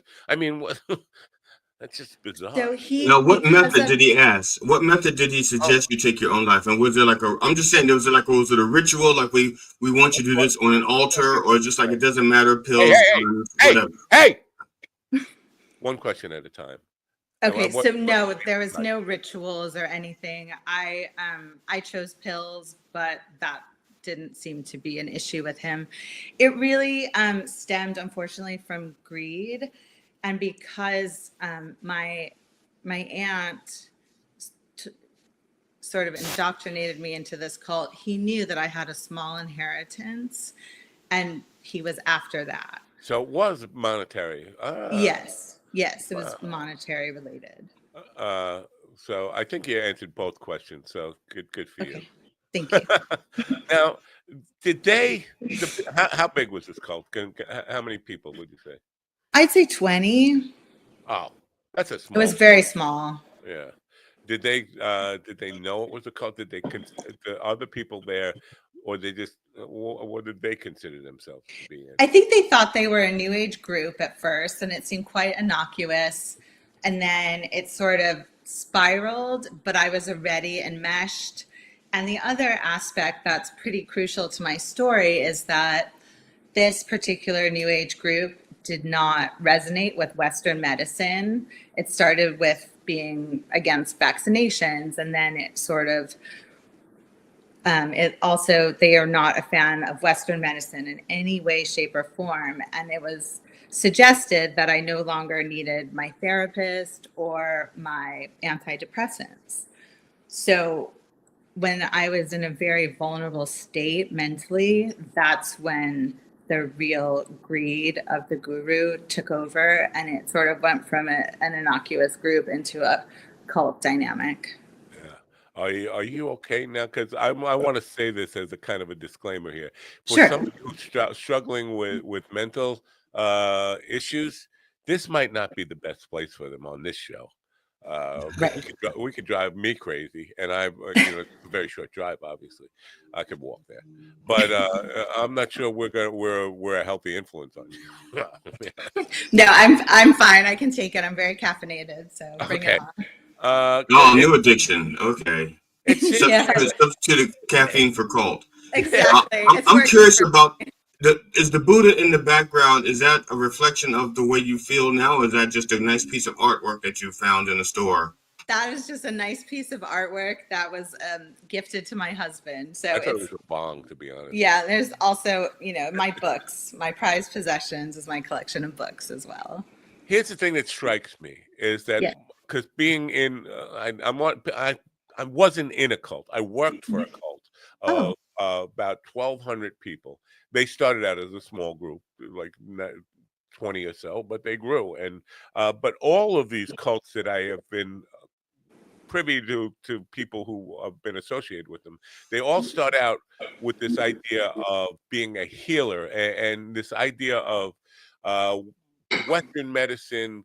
In some cases, they supplement Western medicine, but in almost all cases, they start out with Eastern medicine. Traditional Eastern medicine is the route to go. And I'm wondering if anytime, and it makes me a little nervous anytime I talk to one of these authors who is writing about Eastern medicine and philosophies and all that stuff, like you're opening the door to starting a cult. There is something about this whole Eastern philosophy that tends to build cults. Do you agree with that, or is that just my perception? No, I agree with your perception, and it is part of my own story. So within the group, it seems that they prey on vulnerable people, and they're always damaged to some level, and they need healing. And healing always involves opening up your wallet. Right. Yeah. Yeah. So was chakra healing and all that stuff involved? Oh, yes, definitely. Anything you can think of along those lines. Here's where I'm conflicted, because I think there is some positive stuff from there, but now because I've been exposed to so much of this stuff, anytime I hear about it, I'm like, no, that I can't even go down that road. I can't open the door to that, because all that stuff will lead me into just getting on my knees and performing oral sex on some strangers. Yeah, I understand. And it took me a long time to sort of be okay with having a Buddha in my house, or, being open to things. So I agree with that as well. Now, is that did you spend some time in a mental institution? I did, yes. I spent a week in a San Francisco psychiatric ward, publicly funded. Oh, I'm sorry. Yeah, and I was there. I was being held against my will. And it was a very visceral, raw, intense experience. And it really opened my eyes regarding the stigma around mental illness, the treatment of patients. And it gave me a really unique perspective. And that's why I felt compelled to share it in my memoir. And it's not just, doom and gloom. There's also moments of tenderness and human kindness and interesting interactions with other patients. Yeah. Yeah. We have something in common here. Now, I'm just interested. You said against your will, right? Yeah. So they offered you. I'm gonna just make some assumptions here. They Okay. offered you to voluntarily commit yourself, or we're gonna have to mandate the commitment. So it's really there is no. It's not a they're giving you the illusion of choice for 3 days, or we're gonna mandate you for 3 days. But some way So- that 3 days turned into a week. I was mandated because when I tried to take my own life, a friend found me and took me to the hospital, and I was put on a 5150, which in California, is a 72-hour legal hold. Right. And then it was extended to a week. Right. But at the time, I didn't know when I was going to be released. It could have been indefinitely. Did they So how did they determine that you were ready to be released? How did they say, okay, she's fine now? She was going to kill herself, but she's fine now. Right. And also, it's very... also a side note, are you a fan of the Van Halen album 5150? Oh, I'm not familiar with that one, but I do have, my husband has an extensive record collection, so I'll have to dig that one out. It could be the soundtrack for my book. But back to your question. So it's kind of mysterious to me, the goings on behind the scenes of a psych ward and what the doctors deem grounds for release. But in my case, when I went back on my medication, I felt better within 72 hours. And I really wanted to be released, and I was advocating for that. But because of there was involvement of my aunt, who was the one who sort of introduced me to the cult, she was very unhappy with the way things turned out and was trying to keep me in the psychiatric ward. So there was a fight of, wills. And in the end, I think the deciding factor was that my husband returned home from India. So they realized that that he wasn't a figment of my imagination. He was a real person. And they thought that I would be, have supervision. So I was released. Is that now supervision like X-ray eyes, or how does supervision work? Like Superman, I know Superman has X-ray. So how does your supervision work? Well, it involved outpatient therapy for 2 months. It involved a lot of personal therapy, and it also involved painting and writing my book, which started out as a stream of consciousness journaling. And I channeled my pain and PTSD from my institutionalization into a book. Now, is this painting like Michael's or in Hobby Lobby, or is this painting like Sherman Williams and Boy? It's a unique style of painting. It's abstract and can be small to large scale, very fluid and psychedelic in nature. Cool. I like it. Yeah, thank you. Here's the thing, because I was 18 years old. They thought I was trying to kill myself. Actually, I was just trying to get really, really stoned. But my roommate found me with a bottle of pills, pretty much empty, and called it. And they took me in for a suicide watch. I'm like, I don't want to kill myself. I want to get really high. Yeah, but as they one did does. the 72-hour thing with me, and it was basically just constant visits from psychiatrists asking a lot of questions, and basically after 72 hours they said, there's nothing wrong with this guy, he just wants to get high, and let him go. But the experience I had in there, because you were talking about, there are a lot of people in there. This is what I found out in 3 days. There are a lot of people in there who shouldn't be in there, and the system is making them crazy. They weren't crazy when they came in. Crazy might be a difficult word for some people, but the system, loony. I think the correct word is loony. Their mental health by exposing them to, first of all, being almost in jail with people who really are off the wall nuts, dangerous in some ways, and they just take everybody and lump them all in, and now you're like almost in a commune or a cult with the craziest people in your state or whatever. It's not a good system. Did you come away with that same take, that these mental hospitals, while probably well intentioned, are making things worse than making things better? Yes, I definitely had that experience. And when I arrived, I don't remember being my arrival at the psychiatric ward or anything. I basically woke up on a dirty mattress in a dark gray room with a vague sense that somebody else was present. And I couldn't remember how I got there. So that could have been a cheap hotel then as well. I mean, that didn't have to be a mental hospital. It could have been a cheap hotel. It could have been. It definitely had, Motel 6 kind of vibes from the 80s. Yeah. No offense to Motel 6. You're a sponsor. It's okay. Oh, okay. So it had that sort of sense, and we weren't allowed outside, so we had no fresh air.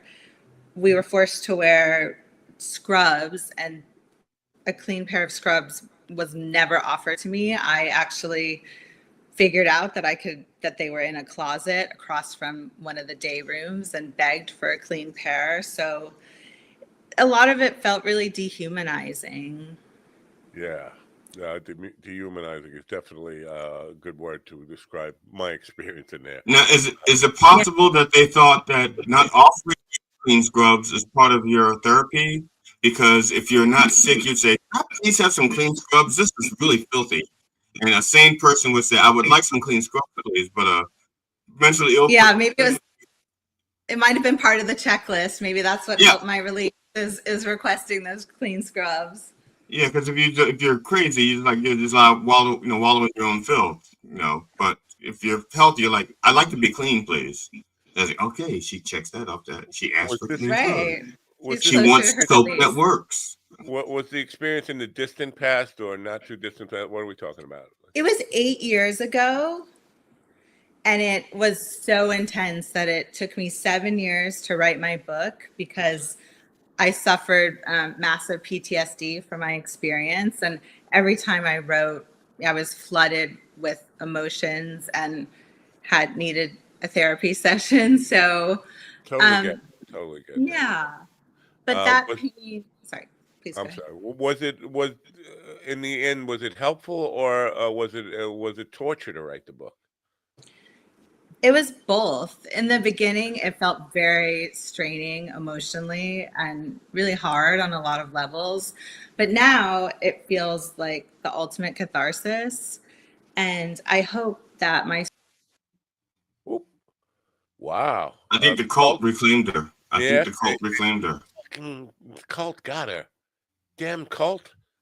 She shouldn't have come out. She should have stayed hidden, or at least use one of the other Debbie identities. She's back to she escaped. They let her. She got away. Is what happened. I am back. So I was getting to my big point, which is that I hope that my book, even though bleak in the beginning, it actually is a story of hope. And I honestly feel that if I could write this memoir with severe PTSD, and I also experienced a brain injury as a result of my suicide attempt, if I can recover from that kind of adversity, I think other people can as well. Yeah. Well, now, since you've had a brain injury and you recovered, have you thought about being president? Because apparently our current president has a brain injury and he hasn't even recovered yet. So you could, have you thought into going to politics? I really have not, but maybe something in the future. We'll start off with Congress and improve that system. We try really hard not to talk about politics on this show. I tell these guys every day, don't talk about politics, and all they want to do is talk about politics. I'm sorry. I thought you said don't talk about Polly Dent because of your teeth issues. No, yeah, it's true. I meant that too. Both, all of it. Polly Grip. Don't talk about Polly Grip. Yeah. Where was I? Oh, yeah. So now, this you said it was both pain and pleasure. You didn't say both those words, but yeah, you indicated that the book was difficult, but still therapeutic in a lot of ways. Yes, that's from the writing perspective. Have you heard from people on the reading perspective who've read the book and said, it was both painful and pleasurable for me because I could relate to so much of it, and it was healing in some ways just to understand that I'm not alone, and you're reducing the stigma that comes with that by sharing your story, and thank you for that.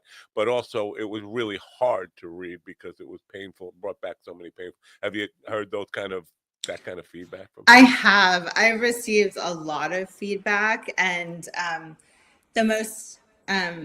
the feedback that's made me the most hopeful is that people say that it resonates with them, because most people, I think, have experienced a mental health challenge to some degree. And if they haven't personally, they know a friend or a family member who has. So there's that aspect where people really feel seen and heard. And then there's the other aspect where the beginning of the book is really hard at times and sad, yet it's kind of fascinating because it's an insider's perspective of what really can happen on an underfunded psychiatric ward. Yeah. Well, thank you. You know what? This is a brave thing you're doing, because you're almost getting naked in front of the whole world here now, or spiritually naked, or however you want to put it. Well, better her than me, because if I did that, people would run away. They'd never watch the show. We have archival footage of you getting naked in front of people, and there's a reason you don't show it, because people because I don't run want to away. get banned from YouTube, but not that it, whatever. We can move on. I'm sorry. So now, does this cult still exist? To my knowledge, it does, and unfortunately, Is it called MAGA? It might be now. Okay. Unfortunately, I confronted my aunt after my hospitalization, and I shared with her what really happened, and she chose the cult over a relationship with me. So I do know that they're still going. Wow. Yeah. Now, does your aunt have an imaginary husband in India? She does not, but you never But she know. has a rabbit that's 6 foot tall, and she drinks with him every Friday night. Yeah. I was just curious why. Well, I guess she didn't try to take her own life, but it seems bizarre that, because to me, the fact that you attempted to take your own life, to me, seems like it says you're seeking help. You're asking for help. They are not asking for help, so they should be the ones inside the 7-day observatory. Huh. Yeah, that's a very valid point. And by the end of it, I felt like I wasn't the one that was actually ill. It was them. Right. Yeah. Well, this is where I want to get to with mental health. I'm not sure mental health is a thing. I think mental illness is a thing. But mental health, I've never met anybody I would say, well, you seem mentally healthy. We're all broken in some way. We all have, and mental health might be the perfection, the utopia we strive for. But I think mental illness awareness is the thing, and what are individual mental illnesses, and can anybody really escape being damaged mentally, even from birth? I mean, birth is a traumatic thing, but we're constant our entire lives. It's about enjoying the suffering. Thank you very much, Ron. But it's about kind of learning to kind of adapt to all the bullshit life throws in our way, and we all come out of it scarred in some way. So this idea of mental health, everybody talks about mental health like it's a destination that you can get to. I don't think there's any destination called mental health. I'd like to get your take on what. I tend to agree with you on a lot of levels that, mental health is sort of it can sort of be this ideal landing place for people. But what's really happening is that everyone faces challenges on, levels of unwellness, illness, to varying degrees. And yes, I don't think anyone is immune to being vulnerable or traumatized or having struggles. It's just sometimes if you have unbalanced brain chemistry, in addition to that, it makes life more challenging. It seems to me that mental health is actually a financial thing. If you've maxed out your what your health insurance will cover, you're good. You're healthy. You can leave now. But if you still have insurance that they can use, you could be kept into the room until the insurance runs out.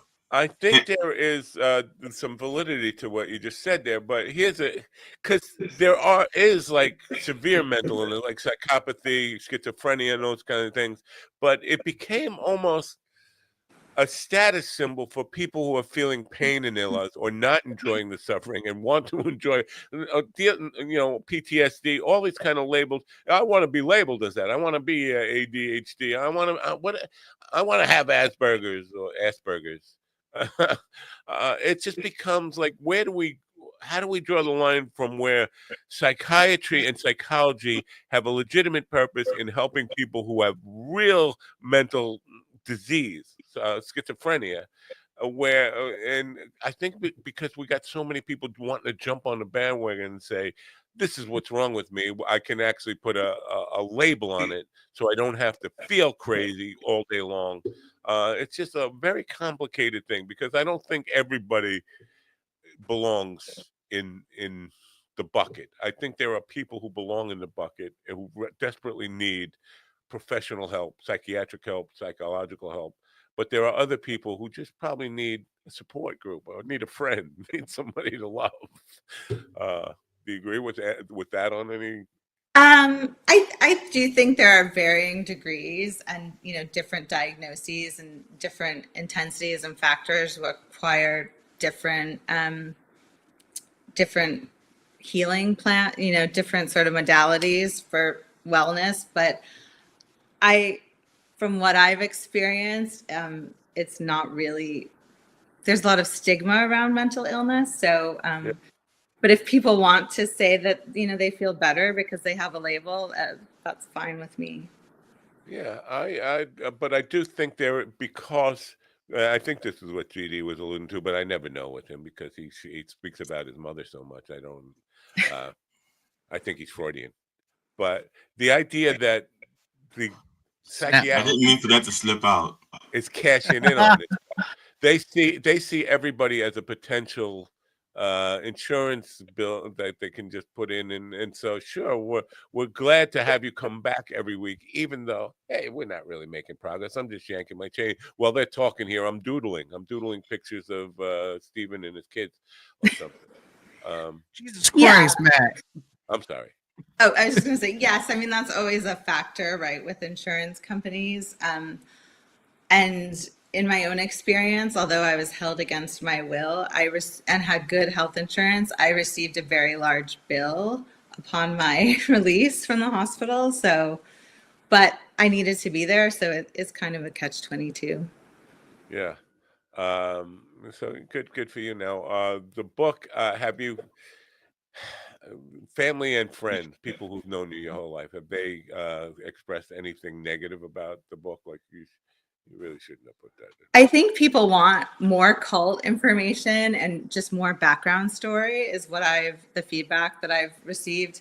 However, I was trying to keep the book true to my fragmented memory. So maybe that will happen in a prequel. Now, do you identify the cult or any of the members in it? I mean, do you this was the cult, this was the cult leader, this is the name of the cult, this is where they're located. You can find them, you can burn their Teslas, something like that. No, I don't. I really don't want the legal problems that could come with that. Yeah, legal and physical. Sometimes they can, these people. But I'm going to venture that somebody on my evening program, or maybe even on this program, has probably talked about your cult. Listen, there's a lot of cults going on in the United States of America right now. I think people would be astonished to find out. No, here's the problem. They don't label themselves as cult. They label themselves as the school political packs. Yeah, whatever they call themselves, they don't call themselves cults. So there's no real definitive way to get a good hard number. But I'm thinking it's in the thousands, But I've talked to so many of people who have been in. I bet you yours has been mentioned on this program at one time or another. Yeah, most likely. There seems to be like a slight difference between a cult and a militia. Just a slight difference, because both of them can be heavily armed. Both of them are going to have like one leader in philosophy that they're all like following behind. I think there could be a Venn diagram where there is some crossover in there. But some do have tasty snacks. So you can't deny that. And they deny it. And they deny it Minucci's. It's true. Snacks are important. So, Cult night at Minucci's. That sounds like a good Wednesday night. Explain to me, because I'm not a very smart man, and these guys will attest. He really isn't. He really isn't. The significance of the title, Factory of the Mountains. Are you suggesting that there is a system? It sounds like you're suggesting the system is putting out broken people. And use small words when you describe it to him. Okay, I'll try to make it very simple. So the Factory of Maladies it happened when I was writing, and it did sort of encompass a moment during occupational therapy where I could tell by the look on my fellow patients' faces that we all felt doomed and like we were just cogs in a machine in the psych ward. So yes, it does reflect that. Is it a moment to moment? Because I'll be quite honest and naked here. Wants me to get naked. It's a moment to moment thing, right? I could be happy. People are under the illusion that happiness is a permanent state of mind. There's no such thing as permanent happiness. You can have moments of happiness. You can have moments of real, and they can be like right next to each other. You can go from happy to sad in a flash. But I think it would help if people realize that happiness is not a permanent state. Nobody ever achieves permanent happiness, or it shouldn't even be something we strive for. But I think a lot of people think, well, we look at somebody else, and if they're smiling, well, what's wrong with me?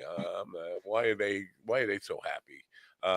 Is it a moment day by day thing with you? For me, it is. I have to say that when I'm properly medicated and my natural self, I am quite a happy-go-lucky person. But I mean, like everybody, I go through a spectrum of emotions, hour to hour, minute to minute, just like anybody else. And that also is kind of reflected in my book, and it can be a little jarring to the reader at times, but it's true to my experience. And there's also dark humor in the book. So I just like to put that out there too, that it's not all serious. Have you thought about going to an open mic? I have not. I'm actually, hard to believe, a little naturally shy and a little anxious. So I'm not sure that would be the best fit for me. Breaking news, I think most comedians and musicians and actors would probably say the same thing. It's true. Now, is there significance to the fact that there's 73 drops of water outside the circle, but only 33 drops inside the circle? Tons of significance. No, it's just quite random. Yes, thank you. Okay. And I didn't count them at all. No. But not at all. I believe that would be sick. Yeah, that would be sick. That would be crazy. Crazy. That would be crazy if somebody actually counted them. Yeah. Yeah, if it happens, I'll let you know. I don't want to sound like I know anything, because I don't. But you talked about when I'm properly medicated. I think I go through my life improperly medicated. I'm not on a prescription, although I could be.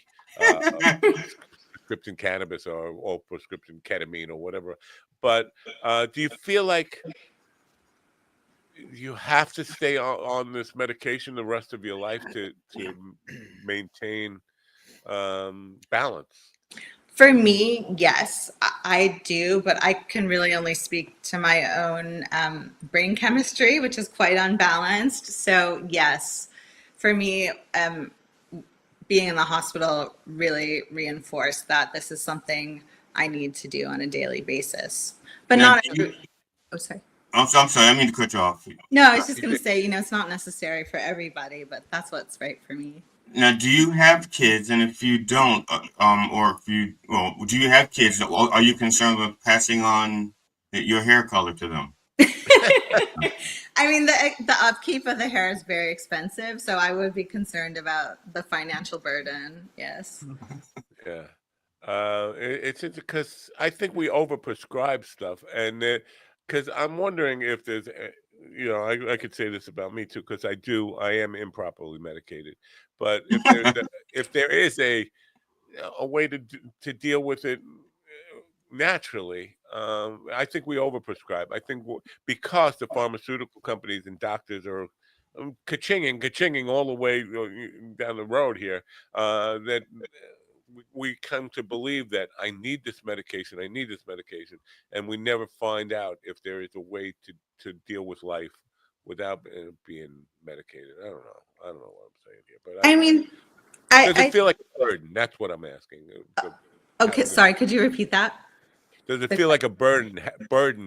This is my New York accent. A burden to hand, a burden to have to maintain this pharmaceutical balance for the rest of your entire life. To me, it doesn't feel like a burden. I think a lot of people do feel that way, and they feel like there's an albatross around their neck, and they, to have to take pills every day to function. But I think I'm rare in that I'm actually grateful for the medication that gives me a beautiful life, and that it actually helps me be myself and sort of compartmentalizes my past traumas and helps mitigate my anxiety and depression. So for me, I'm quite happy to take my medication every day. Now, when your husband first came back onto the scene once you began your road to recovery, yes. Did he have to walk on eggshells with you? And if not, or if so, how has he evolved with your treatment? He did not have to walk on eggshells, I don't think. I mean, I was just so relieved to see him. And there was this notion that perhaps I had crossed the line and that he would be mad at me. But when he walked through the doors of the psych ward, I actually apologized to him because I was so frail and really believed this. And he said, there's nothing to apologize for. And he really meant it. And, we have a very fun relationship. We're best friends, and he's just been along for the ride and very supportive. Now, did he first ask about your health or your inheritance? Did he say, how are you or how is your inheritance? I'm just thinking they didn't get the money, did they? No, I'm just saying they didn't. Thank God you're well. No. Yeah, but at least you have enough money to dye your hair red, then we're all good. Yeah. It's really I don't know, dyeing. I'm running out of money to dye my mustache, so I'm gonna dye it that color though and see if it makes a difference. Yeah, I was told if you dye it blue, it lasts longer. It hides the gray longer. Well, I'm actually sending you a box of 10,000 Sharpies to hopefully take care of that. So, hot pink is a lovely option too. I'd like to throw that. You're not wrong. Yeah, I've done that. Believe there was a day now. I shouldn't even bother telling the story, but there's a poster back there, Hank Porter and the Lonesome Cowboys. When I was 39 years old, I decided I was going to be an 83-year-old country and western singer named Hank Porter, and I was doing performance art. But I had a hair and a beard, and I would paint it with white latex house paint. White paint and paint my hair. But I was on stage one time, and the lights were so hot that the paint started to melt. And it started to drip off. It was kind of weird. Like, wow, he's melting. It was like a painting, one of those paintings. Yeah. Dorian Gray. It's installation art. Yeah. With the pink mustache, you might look like Kim Kardashian. Like you just have one big lip. And one big fat ass. Well, definitely that. Yes. Yeah. I'm just curious, Matt. But is the cancer that you have somehow related to the exposure to latex paint on your face? Deborah, are you? First of all, we have your website, thefactoryofmaladies.com. You don't want to go to DeborahHartung.com because that's not her. That's not me. No. That's you. Now, is this factory run by AI, or do you still have people there making decisions? There are definitely people making decisions, mainly people with red hair. Okay. Yeah, one person with red hair making all the decisions. thefactoryofthemaladies.com. Now, are you going to be an author now? Or is this going to be your thing? This is what I'm curious. Are you going to be? Are there more books coming? Did this just open the door to your true authorship shelf, being an author, or is this just a passing thing where you're putting your book out there and then you're going back to whatever it is you used to do? So I really hope that I was a painter. I am a painter. So I love that aspect of my career, but I'm really hoping that this is something that continues. And my ultimate dream is that my story is made into a movie or a short sitcom, because I feel like it's very atmospheric and could lend itself well to that. So I'm keeping my fingers crossed for that option. I was going to ask you, if your book was made into a movie, who would you like to play you? And just there is a wrong answer. Jack Nicholson played her in the movie. Yeah, I think Jack Nicholson would be the obvious choice. Honestly, when I had my experience, and this is how long ago it was, I was in Rochester, Strong Memorial Mental Hospital in Rochester, New York, and One Flew Over the Cuckoo's Nest was on the television the day when I woke up, like you woke up in there on a dirty mattress. It's like, what am I watching? I'm watching this happen on television as it's happening to me. It was a very surreal experience. That is incredibly surreal and a little. And there was a 7-foot-tall Indian in his room. I was the 7 named Harvey. No, and instead of juicy fruit, it was bazooka, but it's same experience. Yeah, it sounds very terrifying, actually. Yeah, it totally was. Well, we appreciate, and we will try to help move the book. And if you decide to publishing anything else, feel free to come back. We'd love to, if we haven't driven you totally over the edge here. No, I'm always close to the edge anyway. So this has been really fun. Thank you for having me. It's been great. And next time, bring your imaginary husband. We'd like to meet him. No, he's hovering in the background. I would never bring anybody I cared about around these people, even me. These people, wow! I know. But Lindsay calls us people now. We weren't even people before. Anyway, he used to call him the lawn equipment and me not a person. So. I was only 3/5 of a person for the longest time. I would think you were the one more analogous to lawn equipment there, Wheels.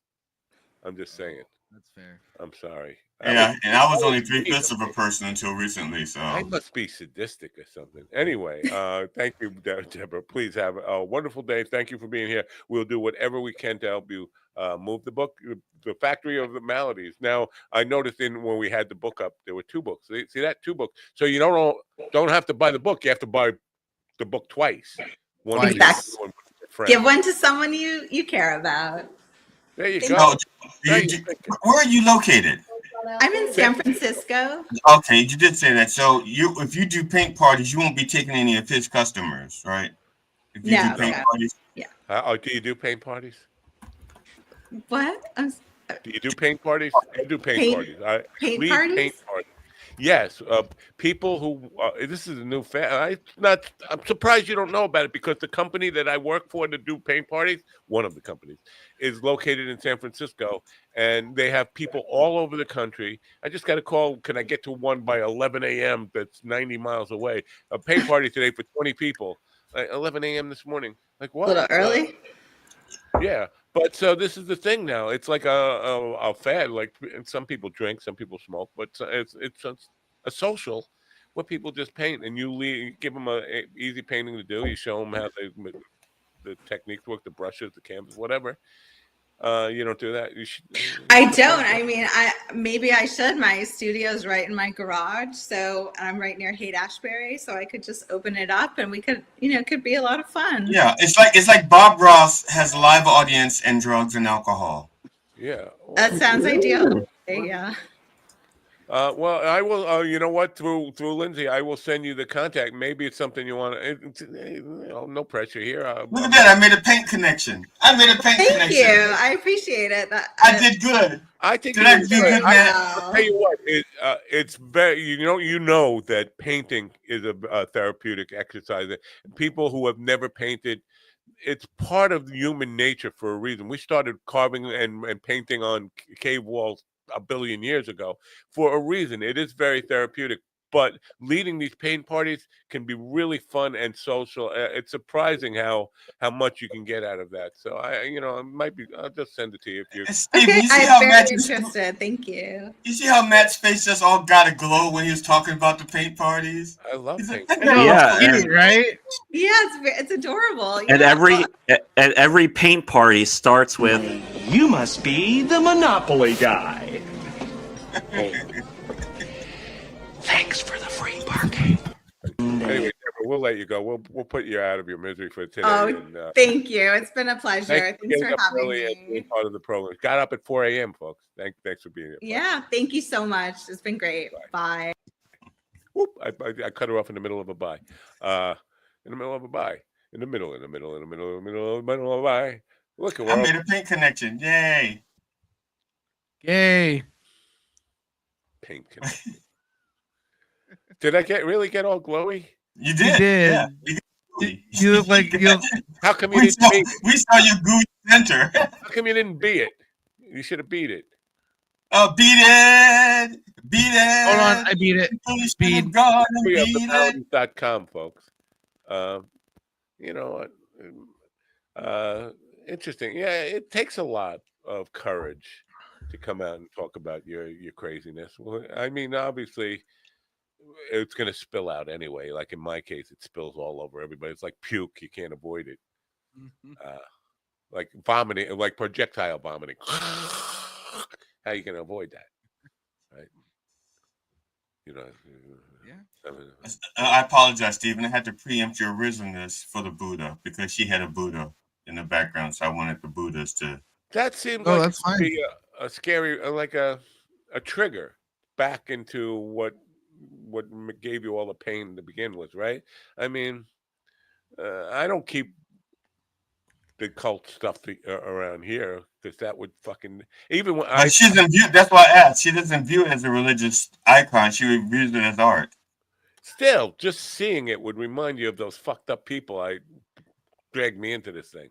But not really. I don't know. I don't think of Buddhism as a cult. I mean, of all the religions that I don't respect, I don't respect the Buddhists the least. I know. I agree. Same thing. But I think most of the people I know who call themselves Buddhists have no fucking clue. None. They like to chant. They like Nam Yo Ho Renge Kyo Nam Yo Ho. It's like stop it. No, that's not what. That's not Buddhism. Christian and it's not Jews. I'm going with that one. Like, why don't you just fucking become a Hindu and fucking lay off the burgers? I'm sorry. I don't know what I'm saying. Whoa. There it goes. They had the glows off. The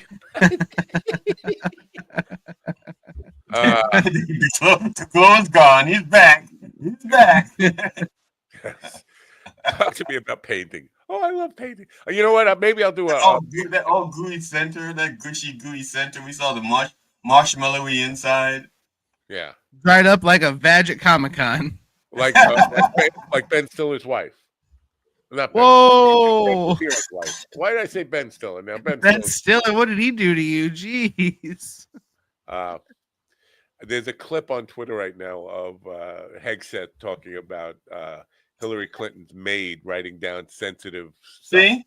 I told you they were going to go there. They were going to go there. This is but it's just pure desperation. And like, you really have to be an idiot to believe that lie. Like just the dance. And I get it. It's a lot of sad whites that are in that cult. You know, they've given up, but it's just so obvious. It's always a lie, and you can see the dance.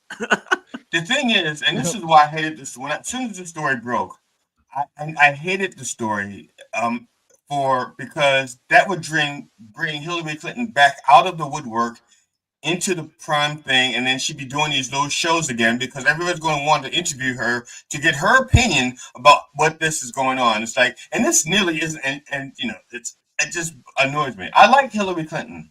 Okay, I would have preferred her for president over Trump. I'm not saying she's like the perfect candidate, but I preferred her to Trump. I voted for her over Trump, but to say I like her is a stretch, dude. I'm sorry. Well, I did like her. I mean, I liked her back when I think Back when she was making like 113% increase in 2 days in buying insider trading stocks and all that kind. That's when you like the reason why I liked her was back when she was when Clinton was running, the bill was running, and she was going to be first lady. They asked her something about cookies or something. She said, "I don't spend my time cooking," or some bullshit like that. They wanted like a cookie recipe. It's like, fuck you. I don't tell me why not stand by your menu. Yeah, so fuck you. I don't bake, and I thought that was great. Like, no, she's a professional woman. And also I like smart women. She was intelligent. She was smart. Her deal, whatever arrangement she had with Bill Clinton, is between her and Bill. Right. Yeah. No, I didn't care about that. But she was always a fucking thief. That's always a thief. Like you can go back to even when she was a Watergate assistant prosecutor or whatever she on that whole fucking panel there. You can agree with all that kind of stuff, but she's still a fucking crook. Deep down, you are who you are, and Frog doesn't change into a prince, or she doesn't change into a Maybe she wasn't kissed hard enough, because I read the fables. Frogs turn to princes all the time. Maybe she just hasn't been kissed enough or kissed hard enough. All right, so we've established that GD has a fucking hard on for Hillary Clinton, which is really weird. Well, at my age, I wouldn't call it a hard on. I'd call it like a noticeable Woody. All right, I'd like to talk to George Soros for a moment, if I could. I know he's listening, George Soros. George is listening. Go ahead, talk to George. He's listening. It looks like a book. Now, can I say something about the book first? If you're gonna do that, take those eyes off there, put them on your fingers, hide that one finger, and make those eyes on your fingers so you can wiggle them, and the eyes will move a little bit. This is how I did the bearded clam puppet. So, but there's a reason it's like this, because first of all, the eyes belong on the book, and second of all, but you can put some hair on the cover of the hand or something. But then it'd be stuck on the finger. It'd be on the finger. I mean, there were certain renditions. There was a rendition where I had to put a glove on, but this was the quickest way. I could pick it up at any time. I had to worry about putting the glove with the fingers, and it's there. We're going to need to sign a petition. We need a petition, GD, to redesign the book thing. No, I would just assume tear the hair off of my wax dildos before I remove the eyes off of. I would just assume tear the hair right off your pubes, and that would be fun. You're assuming I have hair on my pubes. Where do you think the hair on the dildos come from? Back to the hair on the dildos don't grow on trees. Finish inside me. Right. Okay. George, Mr. Soros, buddy, I need some money, or I need you to fund this thing, and I'll just step out of it. This is the idea, though, because we're talking about culture. Oh, is that George? That's a book. Yeah, it's George. It's George. Yeah. We're talking about cults this morning, and it occurs to me that MAGA needs a major reprogramming or deprogramming or getting back to washing the cult out. So here's what I'm thinking. You set up these MAGA vacation resorts, and just appeal, just market it to MAGA people. And then when they get there, all the televisions, every part of the symbolism and the artwork and all this stuff is deprogramming type of artwork, like the Nazi channel is on, and the comparisons between Trump and Nazis and all this stuff to get the clockwork MAGA. Subliminally deprogram them, but we need some money. Like a clockwork MAGA. We put them, just like the movie Clockwork MAGA. Yeah, gotcha. Yeah, that sounds good. Clockwork Orange, only it's MAGA.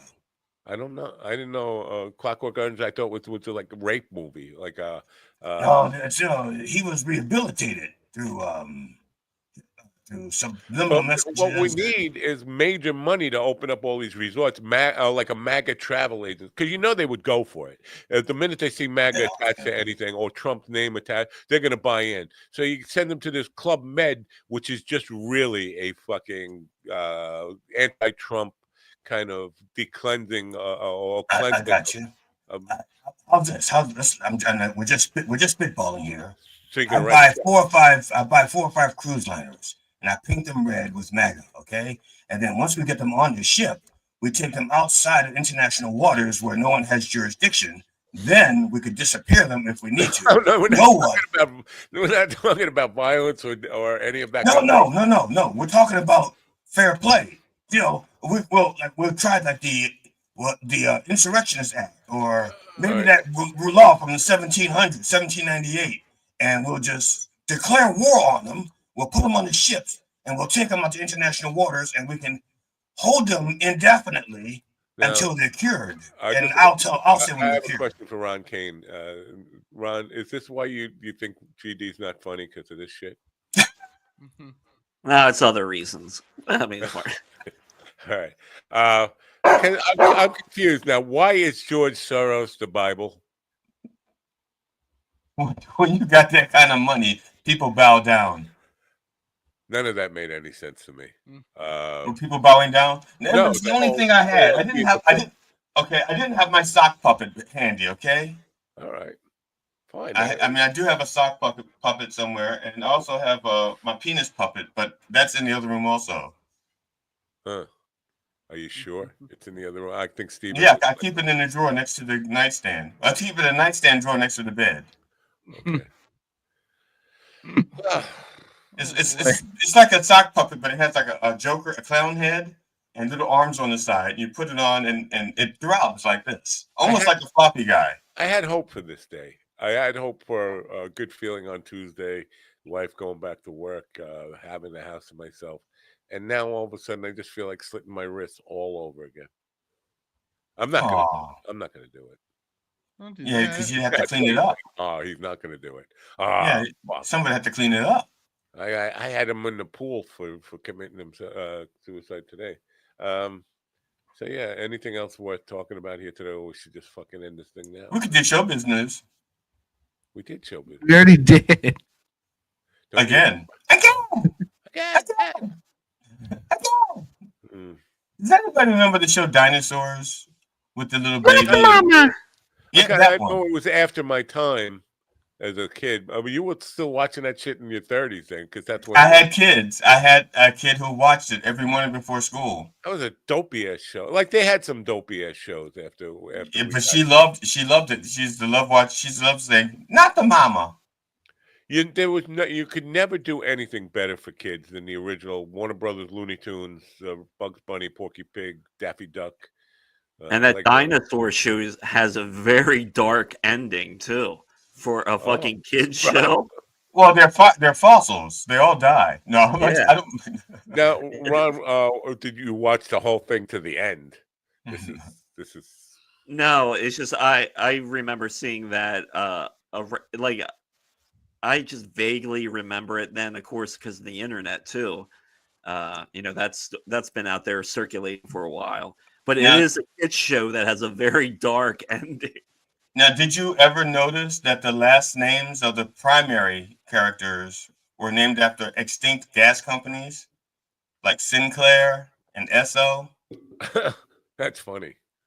Is that a lie or is that true? It's true as far as I'm concerned. It's a true lie. It's a true lie.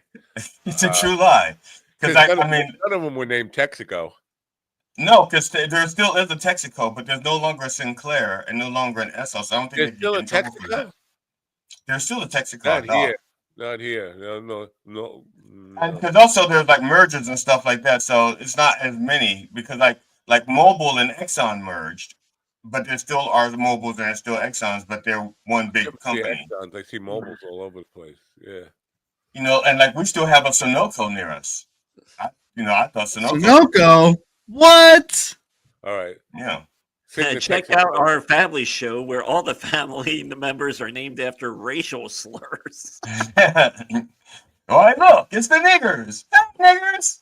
Hey, Vicks. And we're having dinner with the kites and coons. Come on over. I'm Guido DeWop. Guido DeWop. DeWop. There they go. They go there. DeWop's go. They go. There they go. How you doing? That is a great Chappelle show bit, though, when they did that on the Chappelle show. An old 50s black and white TV show, and Dave Chappelle played the milkman, and they're a white family. Oh, yeah. Yeah, now it's ringing a bell. Now my dementia smoke is clearing away. I see. I hit my microphone. Don't ever hit my microphone. I guess we should just end this. Put it out of its misery. I might check myself in today for 72 hours. We'll see.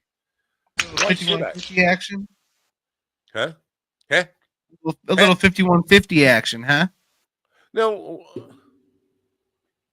What? 5150. You want to listen to Van Halen? This is Van Hagar, not Van Halen, right? 5150 is Van Hagar. I have no idea. Ron Sergeant York. Yeah, I couldn't help myself when she said 5150. I was like, finally, a chance to use the Van Halen reference that nobody wants. People have been. I believe you missed this in showbiz because maybe it's a lie, but I saw on social media the other day that Van Halen is having like a reunion. David Lee Roth, Michael Anthony, Alex Van Halen. I don't know who else. That's it. Wolfgang. Wolfgang. Because his son, I don't think Eddie's son, had been touring with those guys. Because they essentially play like, because he has his own band, but then I think they do Van Halen shit, but he's still playing with Michael Anthony and shit like that. I thought they won. I thought they hated each other. This is why I know Sammy and Michael like each other, but I thought Michael hated Alex. Alex hated Michael. I think everybody hates Alex, and Alex hates everybody. I think that's a unifying theme. I think you're thinking of Chris. That's how bands work, right? That's how bands work. They all hate one another. Someone. And when they could all hate David Lee Roth together. And when you see like Eddie Van Halen, like old interviews with him and his brother, they're talking about it's like you could just see the douchiness, and it's like, guys, you should just be happy that someone's paying you money to do this. And that band is kind of like the Ramones to me. Yeah, they put out some good stuff, but at the same time, a lot of the members are just dickheads of the band, and they're just assholes. Of every band, even every band I've been in with, I know I was a dickhead, and everybody else in the band was a dickhead. It's a difficult thing because you wouldn't be in a band if you weren't a dickhead. I was in a band and I wasn't a dickhead. No, you were. We'd hate to break it to you. And I was never a dickhead about the music. No, I was too insecure. Totally Too insecure as a musician to be a dickhead. No, you see, this is why you're gonna end up in a fucking dementia ward. It's because you have no self-awareness. You were, according to everybody who knows you, the biggest dickhead. No, biggest dick, and even then, that was exaggerated. It really was never as big as people claim, but it was not nearly as small as people wanted to be. I want to apologize to anybody who bothered listening today. Don't even bother listening tomorrow. I mean, clearly we're not going anywhere with this nonsense.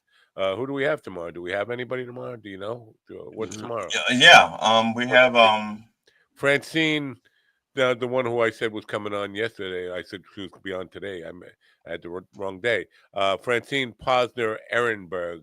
And speaking of cults, tomorrow night, Mahani Kim, who was a victim of a cult, and she was on my evening show 4 or 5 years ago, and we talked about her cult. And then her mother, who got her into the cult, started following me and wants to be.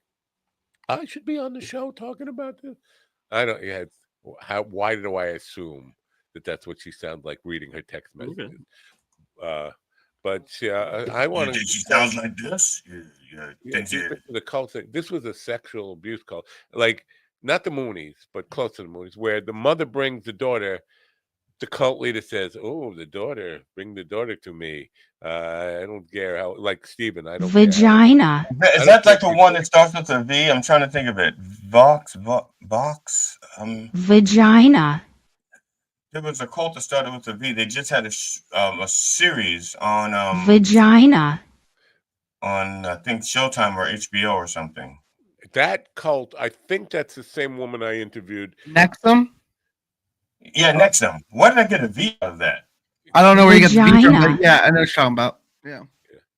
That dude, I mean, I can't imagine any woman wanting to sleep with that dude. Now he had thousands of fucking. Dude, he had the chick from Smallville on banging him. How? I don't know. He was fucking gross looking. It's as confusing as to why kids would want to suck your dick. Jesus fucking Christ, that's not a thing. It tastes like candy.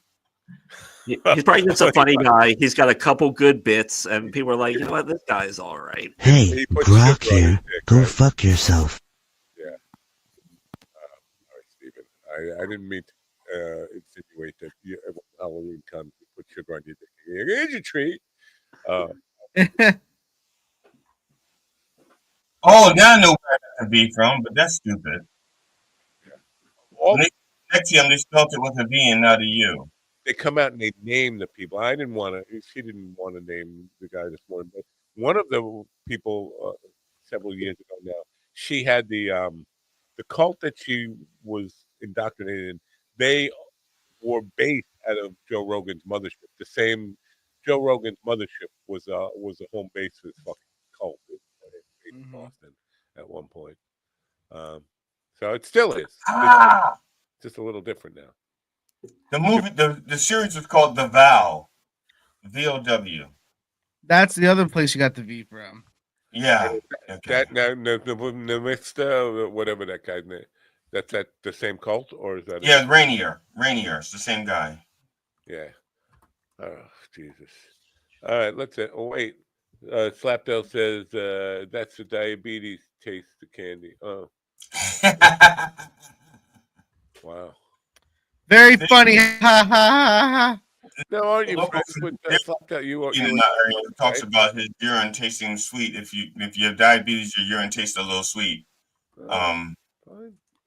And I'd never pee in somebody's mouth. That's gross. All right. So you don't pee in your mouth. You can think as soon as I can find a good button to push. You think I can find a good button to push? The one that says "Don't forget to turn on your radio."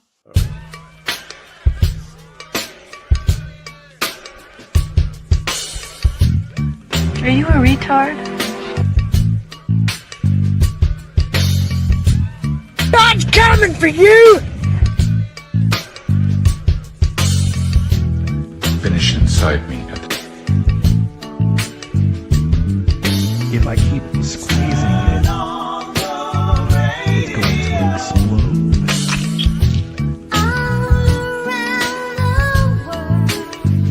Finish inside me.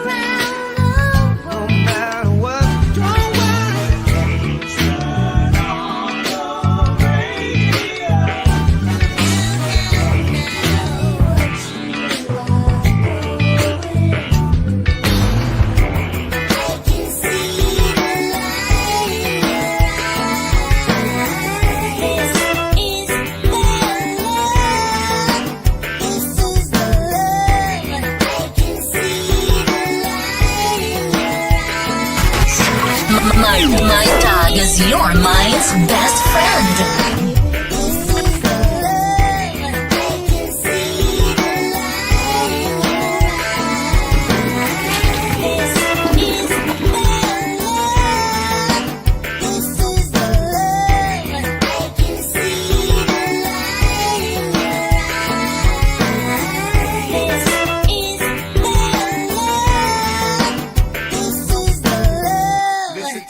Listen to me, listen to me now. Listen to me, listen to me, listen to me now. Listen to me, listen to me.